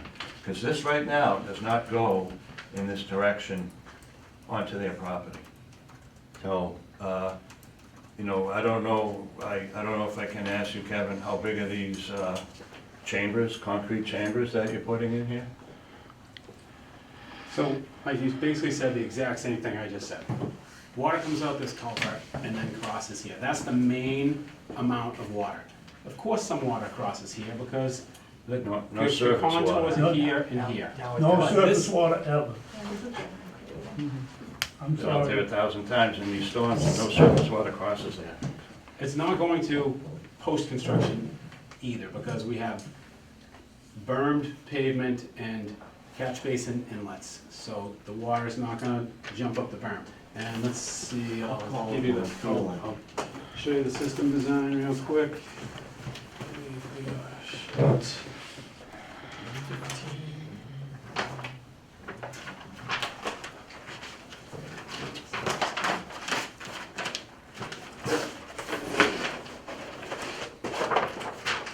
Both systems are comprised of 184 by 4 chambers with 8,000 cubic feet of volume associated with each one. Those are significant chambers there. Obviously, you're only gonna see a little water in the small storms, but in the big storms, they'll be able to hold the water back, and then with the outlet control, we will release it at a rate less than or equal to the pre-development rate. Okay, you can stop there on this entire conversation. Gary, do you agree with stormwater design? Yes, I do. Then no more conversation unless anybody in here is an engineer that I don't know of on this particular topic, okay? Can I ask, will you have to fill the entire property to put the system in? Can I ask that? Because it's gonna be below ground in the grade to the south of the property. I believe they're doing a lot of filling, they're doing a retaining wall all the way down one Yeah, side. how high is that? Each side. 6 feet here. On the south That's about side? 6 feet is the deep, at the deepest point. What about the south side? We're cutting actually here, there's a hill here. Yeah. And then the road is raised here, so we have to obviously raise the grade to connect there. This is 150, 152, the roadway is at 156, so we're at 4 feet there. Okay, does that answer your question? It does. It's got to do with stormwater, but I still don't understand if possible is, if it doesn't shed across here now and you're bringing more water up to this point, it's gonna go by the grade and go across their property more. So I think when they, you know, when the permitting for the road was going through, there was a lot of concerns with the neighbors that this sheet flow that went through actually went right across this road here, and they were budging the road into the sheet flow. That being said, they didn't, you know, they just went along with you guys at that time. So now, I've been out there myself, unfortunately I get many calls every time it rains, and I'm out there. But this side of the Fraser property and the Wentz property, in my opinion, is certainly getting a ton more water than it ever did. Before it would get it in the winter when the ground was frozen, it would sheet across there. But now in the summer, It's wetter than ever back there since the road has been built. So to add more water from this project up to this point, it's just gonna exacerbate the flooding of somebody's property and devaluing of their property, so. And the DEP stormwater regs, are they allowed to take the water from this property and dump it into one confined area and let it drain out? The design point that they have right now is the current discharge coming off of the parcel towards the abutter. And when you look at the peak flow rates that Kevin has calculated in association with the system, the answer becomes is that at that point right here, this design point, that the flow that currently flows across the site is now less than what's there now. Okay. It's under the proposed conditions. Can I show you something? Because I've been out here for 20 years. See this wetland? And believe it or not, this can be seen from inside the base property. It's not this far away like it looks. But every year, water comes up from the ground, inside the base and outside the base. It's not a matter of its sheet flow. It's not a matter of a rain event. It does it all winter long, and it flows from the ground. That's the difference between what everyone's saying is sheet flow. It isn't. It's actual groundwater that comes up and flows right through late fall to spring, sometimes all the way to June. Okay. Okay, and then on this side, there is a intermittent stream, an old stream bed that fills up and actually adds to it. For our discussion, Mary, Correct. what does that have to do with it? It's water that combines with their stormwater, and the issue is their stormwater they're gonna let out in that, and stormwater's not clean water. The person, well, it is clean water, right, Kevin? Correct. The person who designed it and the peer review consultant agree that they're not increasing the flow, correct? Correct. That's it. There's nothing really else to talk about. I'm not an engineer, of course, but any additional water to that point that wasn't there before is additional flow, no matter what. It's additional flow, no matter how you engineer it, because it wasn't there before, prior to this project. Can you explain that, Kevin? Yes, we have analyzed the site. The requirements are that you are supposed to not increase the rate of runoff from the pre-development condition to the post-development condition. We've run the calculations that have shown that, and that meets the state stormwater regulations. On top of that, the town also has an additional regulation that includes volume. We are not allowed to increase the volume of runoff from this site from pre to post-development. And the calculations clearly demonstrate that we've reduced volume of the 24-hour storms for the 2, 10, 25, and 100-year events. This is more design than is required Off by the the- state regulations. And that's off the site though, Kevin? Off the site. To the design points. So you're putting it on another site? So no, we're holding it on our site. We hold it in these, No, I these understand that. chambers that I've showed you. Does anybody else have any other questions?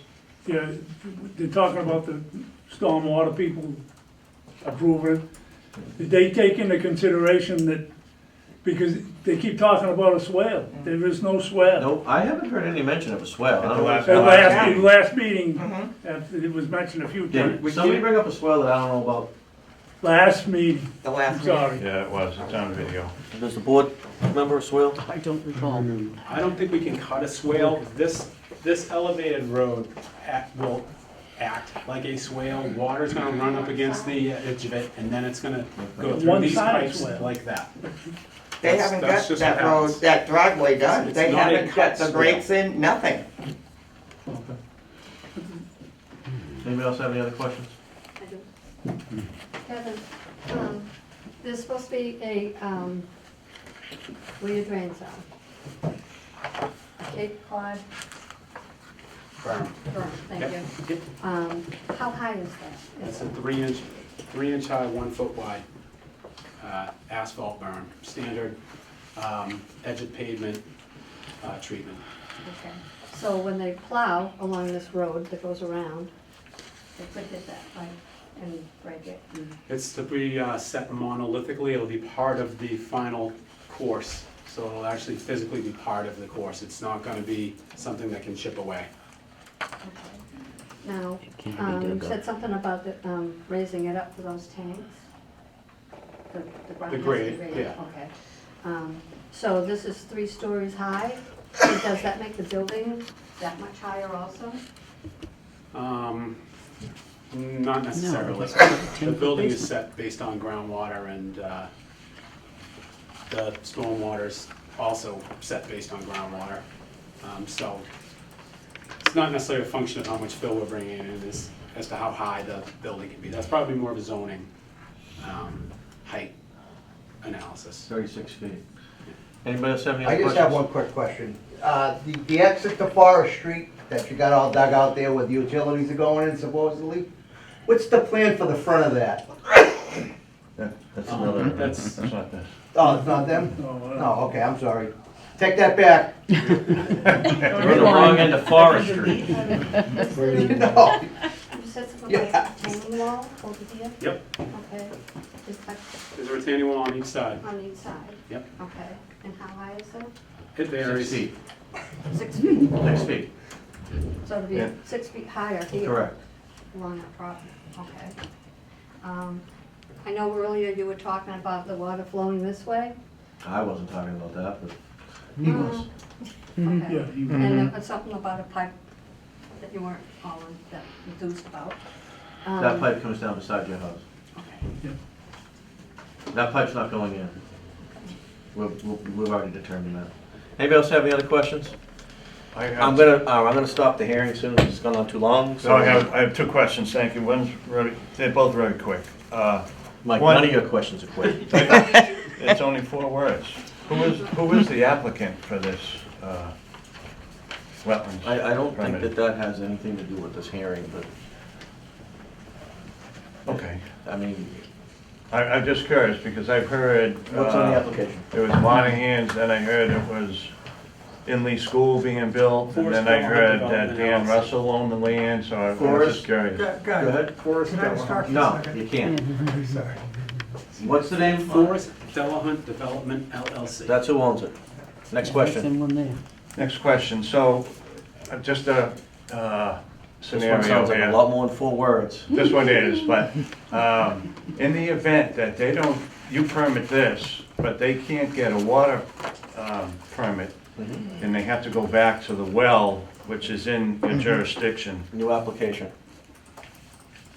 So would it behoove this committee to make sure they have a water permit They to just have approve to- the project? They just have to apply for it. So they could build this project and not have water permitted to this project at this point? Water and sewer have to sign off on the building permit from the start.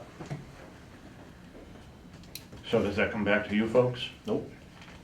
No, Sue already told him no. So I told them no, I'm just saying, say water tells them no, and they want to put a well on the, you They know, have to do a new application with us, because it's gonna be public use, so. Yeah, public water supply well because of how many people are. what if they build the building first? And They're then not gonna think, They can't. the building inspector's not gonna give them a permit without the water department putting their John Hancock on it. Thank you. So they would have to approach this board again, say we're gonna build a well over here. Correct, new That's the application. thought. Thank you, that's all. Okay. This meeting's gonna be continued, Oh, Woody, unless you guys wanna close it. no, they need to do some. I'll leave that up to you guys. You close it. I don't mind, close it. Going once? Going twice? I'll request a continuance to the Thank next you. available hearing. November 9th. Thank you. So we got some new comments tonight, and John, did you email me that letter, or is there another one, or are these the?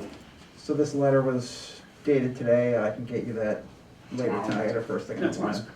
fine. Okay. I got the I'll- letter at like 4 o'clock, that's the only reason you don't have it. I'll address the comments as they come in.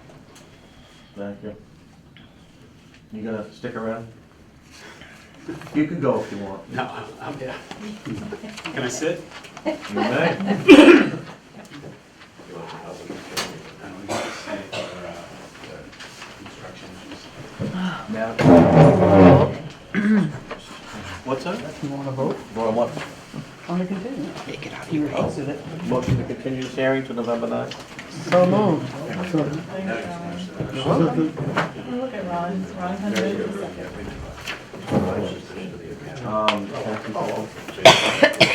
We're not gonna have time to discuss these possible scenarios. So Send us a note. that's gonna have to be. What are they for? Is Just, the board okay with that? yeah, what are they for? Before we make a There's 3 decision. parcels of land out here that they wanna give to the Conservation Commission. We'll take that up next time. And I've already asked for due diligence on them to make sure Yep. that they're clean, blah, blah, Yep. blah, blah, blah, blah. So, we're gonna table that until November 9th Mhm. also. Hopefully these hearings don't take so long. Aren't you glad we're back in person? Did we ever approve the minutes? Uh, No, I think I stopped you guys in the middle. Yes. You did. All right, so let's get the minutes done. All right. And let's approve the bills while we're Yes. doing the minutes. Motion to approve any bills we You're all have. set. Okay. I'm waiting for you. How's your hearing go? I'm pretty well. Hand delivered today. Appreciate it. Thank you very much. One of the original.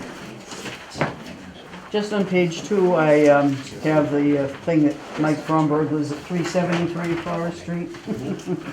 And there was something that I had on page 1. This one right here. Weird. I think it's 3.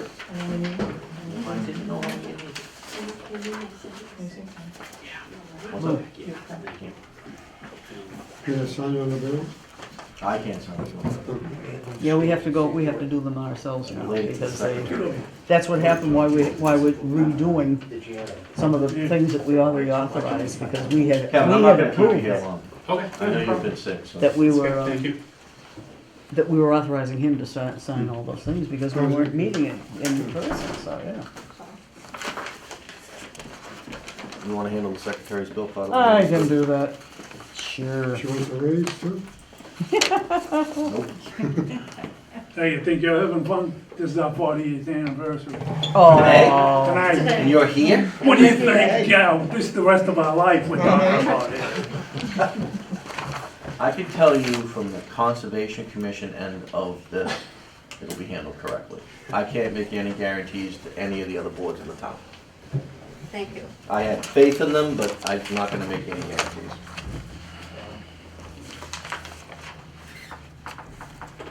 If that makes you feel better, you can go enjoy your anniversary, unless you wanna hang around for the one-hand rink update. Hey, we're already up past our bedtime. Me too.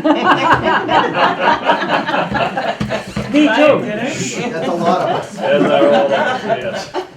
Right? I thought this was gonna be a quick meeting tonight. Yeah, that's what you told me. I totally did. I knew it would be. Yeah, as soon as I saw the ones that were still here, I went, oh crap. Here we go. I saw the Red Sox win that game There's a lot of discussion. Yeah. How we doing on the minutes? Let's, Oh. kick this into high gear, 9 We're still o'clock. working on it. I just want, Wanted to go with them. I just want to know on page 1 what it was that I said. I don't know. See, Judge, at rear of the property, there's wetlands that almost look like a stream, which there was junk dumped in the area, which was cleaned up when 333 Weymouth Street. That's it. Because you started rambling. Dan still here? No, the 330, we did 333 Weymouth Street and 327. And we mentioned the fact that there's a stream back there and that they had cleaned it up once before, and I wanted to make sure that it was done right, and it just ended. So like, what? Which was Wasn't clean. following what you were trying to tell. I have no idea what you just said, but that's Page okay. 1 of the minutes.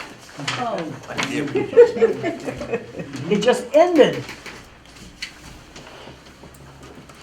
I added some other color to that form. Well, you're gonna have to be the messenger on this one.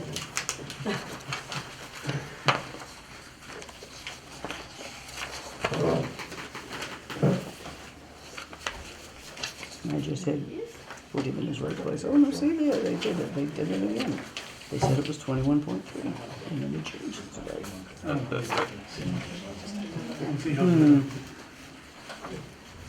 Are they that extensive? All right. Board okay with tabling, approving the minutes from the last meeting to the next meeting? Sure. So you guys can bring them home and read them? Is that good That with sounds everybody? fine. Yeah, that sounds Okay, fine. so everybody has a homework assignment, read them. Read them and leave them. I only Okay. have 2 pages to. Moynihan rink update. They screwed up. Jonathan? We're done. Thank you, Doug.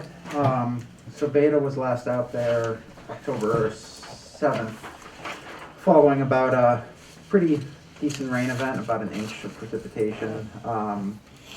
So obviously, you know, there were some discharges at the site to resource areas about a month or two ago. Work has been going on at the site to rectify those issues. So just to give you guys sort of a rundown of what we observed. All erosion controls were in good shape. We did hear about an anonymous complaint about work extending beyond the limits of work. I walk the entire site every time I'm out there, and nothing has changed from beyond the approved erosion controls, which is the limit of work. So I can't really substantiate that complaint, but I can say that nothing has changed as far as the limit of work goes since I've been out there. They have been making, honestly, very good progress on the wetland replication area. I have to say it looks very good right now. They've established high points and low points within the area. You have pooling water. Once things are stabilized, it'll hydrologically connect into the proposed turtle crossings.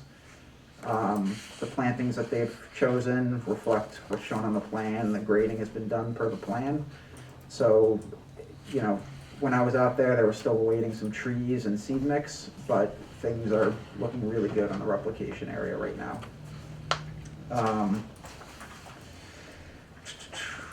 In terms of previous impacts, it looks like they have started some mitigation. It was unclear, and we did ask for some clarification. Basically, the restoration that was recommended they perform is to remove the leaf litter that was covered in sediment from previous discharges. It appears that they started to do that, but it was unclear, and there were a few areas of some exposed soil, so we just wanted to get some clarification and make sure they stabilize those areas. And then on that note, obviously the previous discharges were because of stormwater controls being overwhelmed, flowing outside the limits of work. Currently, one of the basins is being used as a construction period stormwater basin. That was pretty full last time we were out there. And you know, they have been pumping that to another basin to kind of alleviate it, but I did notice, just by eye looking in the field, it almost appeared that that overflow for basin 1 was set a bit higher than the rest of the berm around the basin. So I'm not sure, you know, if they're keeping up with pumping, I suppose it wouldn't be an issue, but if that does overtop, I think a lot of it wouldn't make it to the spillway and would just overtop the berms of the basin. Know that, Kevin? Yep, just did. Yep. Thank you. Other than that, we have seen some areas, you know, that we've requested in the field be fortified with some additional erosion controls. That's been handled. Previous breaches or damages to erosion controls have been made. The one thing we would recommend the applicant look at, you know, perhaps have their wetlands consultant look at, is the area of the crossing where there's 3 turtle crossings proposed, where they filled some wetland to get the road in.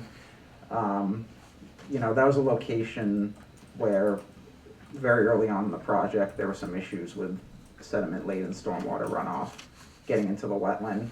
That has since stopped. We haven't seen that happen again. However, what I noticed last time I was out there is the water quality on the north side of the crossing, which is, I guess you could say, upstream, was very good, totally clear. The water quality on the south side, it was kind of odd, to be honest. It was very cloudy. It had an orange tint to it. I don't think there are any pollutants or anything like that responsible for it. I think it's just iron precipitate that gets leached out of soils sometimes. Especially exposed soils. Exposed soils, and so my guess, and this is a total speculation, is that previously discharged sediment to that south side of the road, which is where the discharge occurred. May have had a number of clay particles in it, and I believe clay generally is associated with higher iron levels. And that could be leaching out of the clay there. Again, it's a speculation. I'm not sure what's causing it, but it'd be worth the applicant looking into. Because it's only on the south side of the road. Yep. Other than that, you know, the applicant has been working towards compliance at the site. We haven't observed any additional discharges in violation of the order or their EPA permit since the issues we identified a month or two ago. We would just like some clarification on that water quality question and on some of the stormwater controls, because it looks like the site's, although a lot of progress has been made, I anticipate it's going to be under construction for a while. So, especially getting into winter, eventually with snow melt compounding runoff, we want to make sure it's right. Agreed. Good. Thank you, nice job.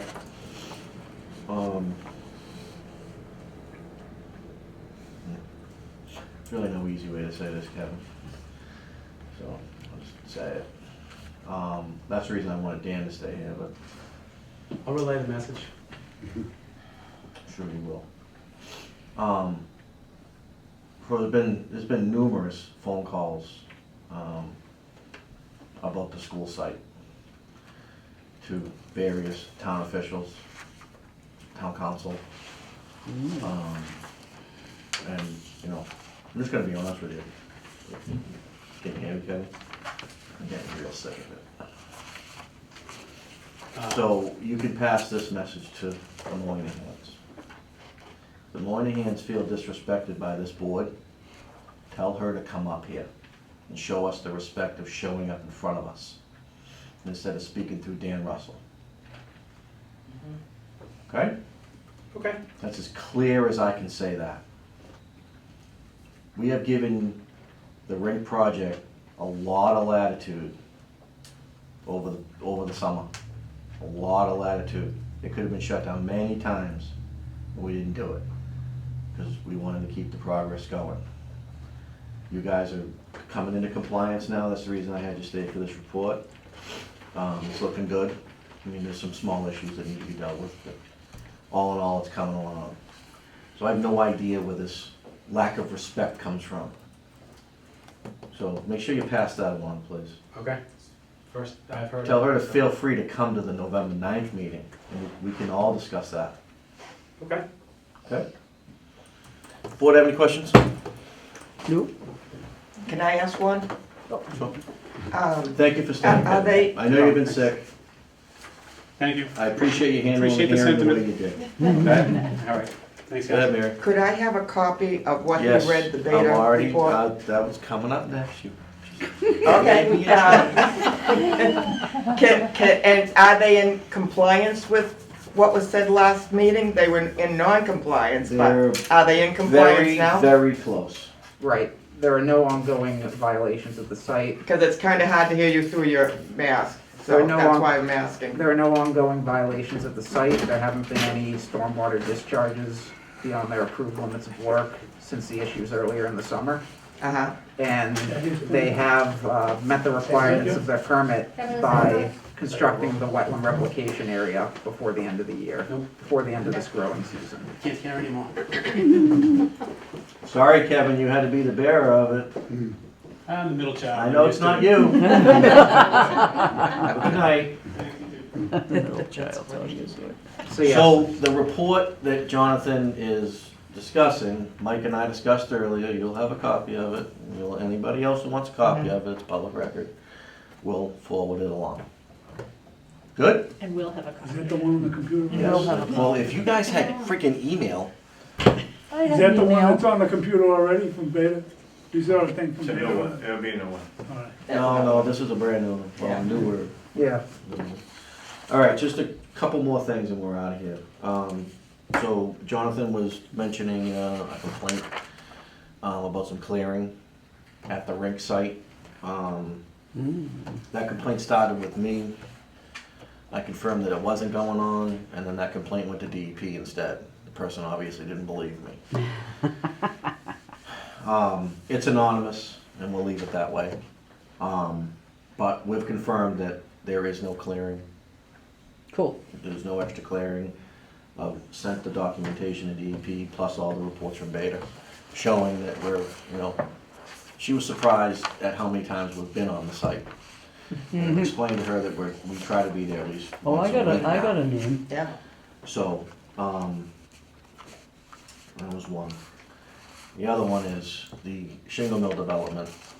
We're not gonna discuss the project at all. Mm-hmm. Just gonna let everybody know that we got a letter from an attorney, Situate attorney, I believe, Situate. I believe so, yeah, name I didn't recognize. stating, and, you know, the selectmen were copied and everybody else in that mother, stating that the Conservation Commission, it's not in our purview to consider a zone A. If I'm screwing this up, just feel free to dive in. It's not in our purview to consider a zone A in our deliberations. But it's water and it's running on the property. So- Excuse me? So my response to the group was, if some attorney thinks it's not the Conservation Commission's job to protect our public water supply, well, he's out of his mind. So that's exactly Yes. how I responded to it. Okay. So town council is gonna be involved in handling this now because it's gone to the next level. You're probably not gonna see that development for a little while now. It's Did probably we gonna ever be get, continued. the opinion from the state that we were Yes, waiting for? yes, and it was positive. So. In our favor or? Correct. Oh. So, Marty's gonna work with Bob Galvin, they're gonna work together on responding to this. It's literally 130 pages long, and I'm not kidding. Send that to my It's phone. 130 pages long. Can you email it? I can, I don't know if I should. Probably You not. can, because Bob Galvin told us that we could contact him Okay. with anything that, I'm just saying, this is like a legal. I will document. contact him, and I will ask him for it. Oh. Okay, you want me to do that? Why don't you copy me on it, and if he says Yeah, I will, okay, I'll yeah. send it to you. I just don't wanna get in any, Yeah, in I will. any shit over it, you know? Because he told Shingle Mill people that they could get in touch with him. So if the board wants to review this is part of it. I didn't print out the other, I think it's 78 pages. I'm not gonna print them. I'm just not gonna do it for everybody. I just, you know what, my printer will blow up. If you want an email, I'll send it to you. But it's quite extensive. I got bored after a page. So, but Beta and town council will be handling it. Right. We don't really have to be that involved at this point. Okay? That's why they're saying that, is because DEP said it was zone A. Correct. And there's a whole bunch of other stuff in there that we shouldn't be reviewing the project according to our bylaw, because the zoning board is planning on waiving our bylaw. They haven't done it which yet? I But the confirmed- zoning board knows nothing about your bylaw, that's the other issue Well, here. I confirmed with the zoning board that they have no intention of waiving our bylaw, so I don't know where this attorney's getting all this stuff from, so. Do we need to change the It's a word from scare bylaw tactic. to something else? I don't know. I think that's what it has to be worded. I don't- Yeah, for town meeting. Can I Well- bring up one thing? Sure. Would you mind introducing Jonathan to us? Because I only got his. Jonathan, people. Jonathan People, you're with Beta, I'm with Beta. and your last name is? Nero, Nero. N-I-R-O. AKA Pitbull. Why Pitbull? Well, that's what we're hoping for. That's Marty's description is once you clamp onto something, you don't let go. Oh, It's a compliment, I by won't the ask way. whether Yes. it's good or bad. It's a compliment. No, but I worked for Marty, obviously. Previously, I worked as conservation agent in the city of Framingham, and Oh, before very good. that, I was a wetland scientist at another consulting firm. Cool. In what town did you say? Framingham. Oh, Framingham. He's a Pitbull. He writes a hell of a report. Not brief. No shit. Okay. That's okay. Which one is it? Motion to adjourn. And So moved. Did you have something?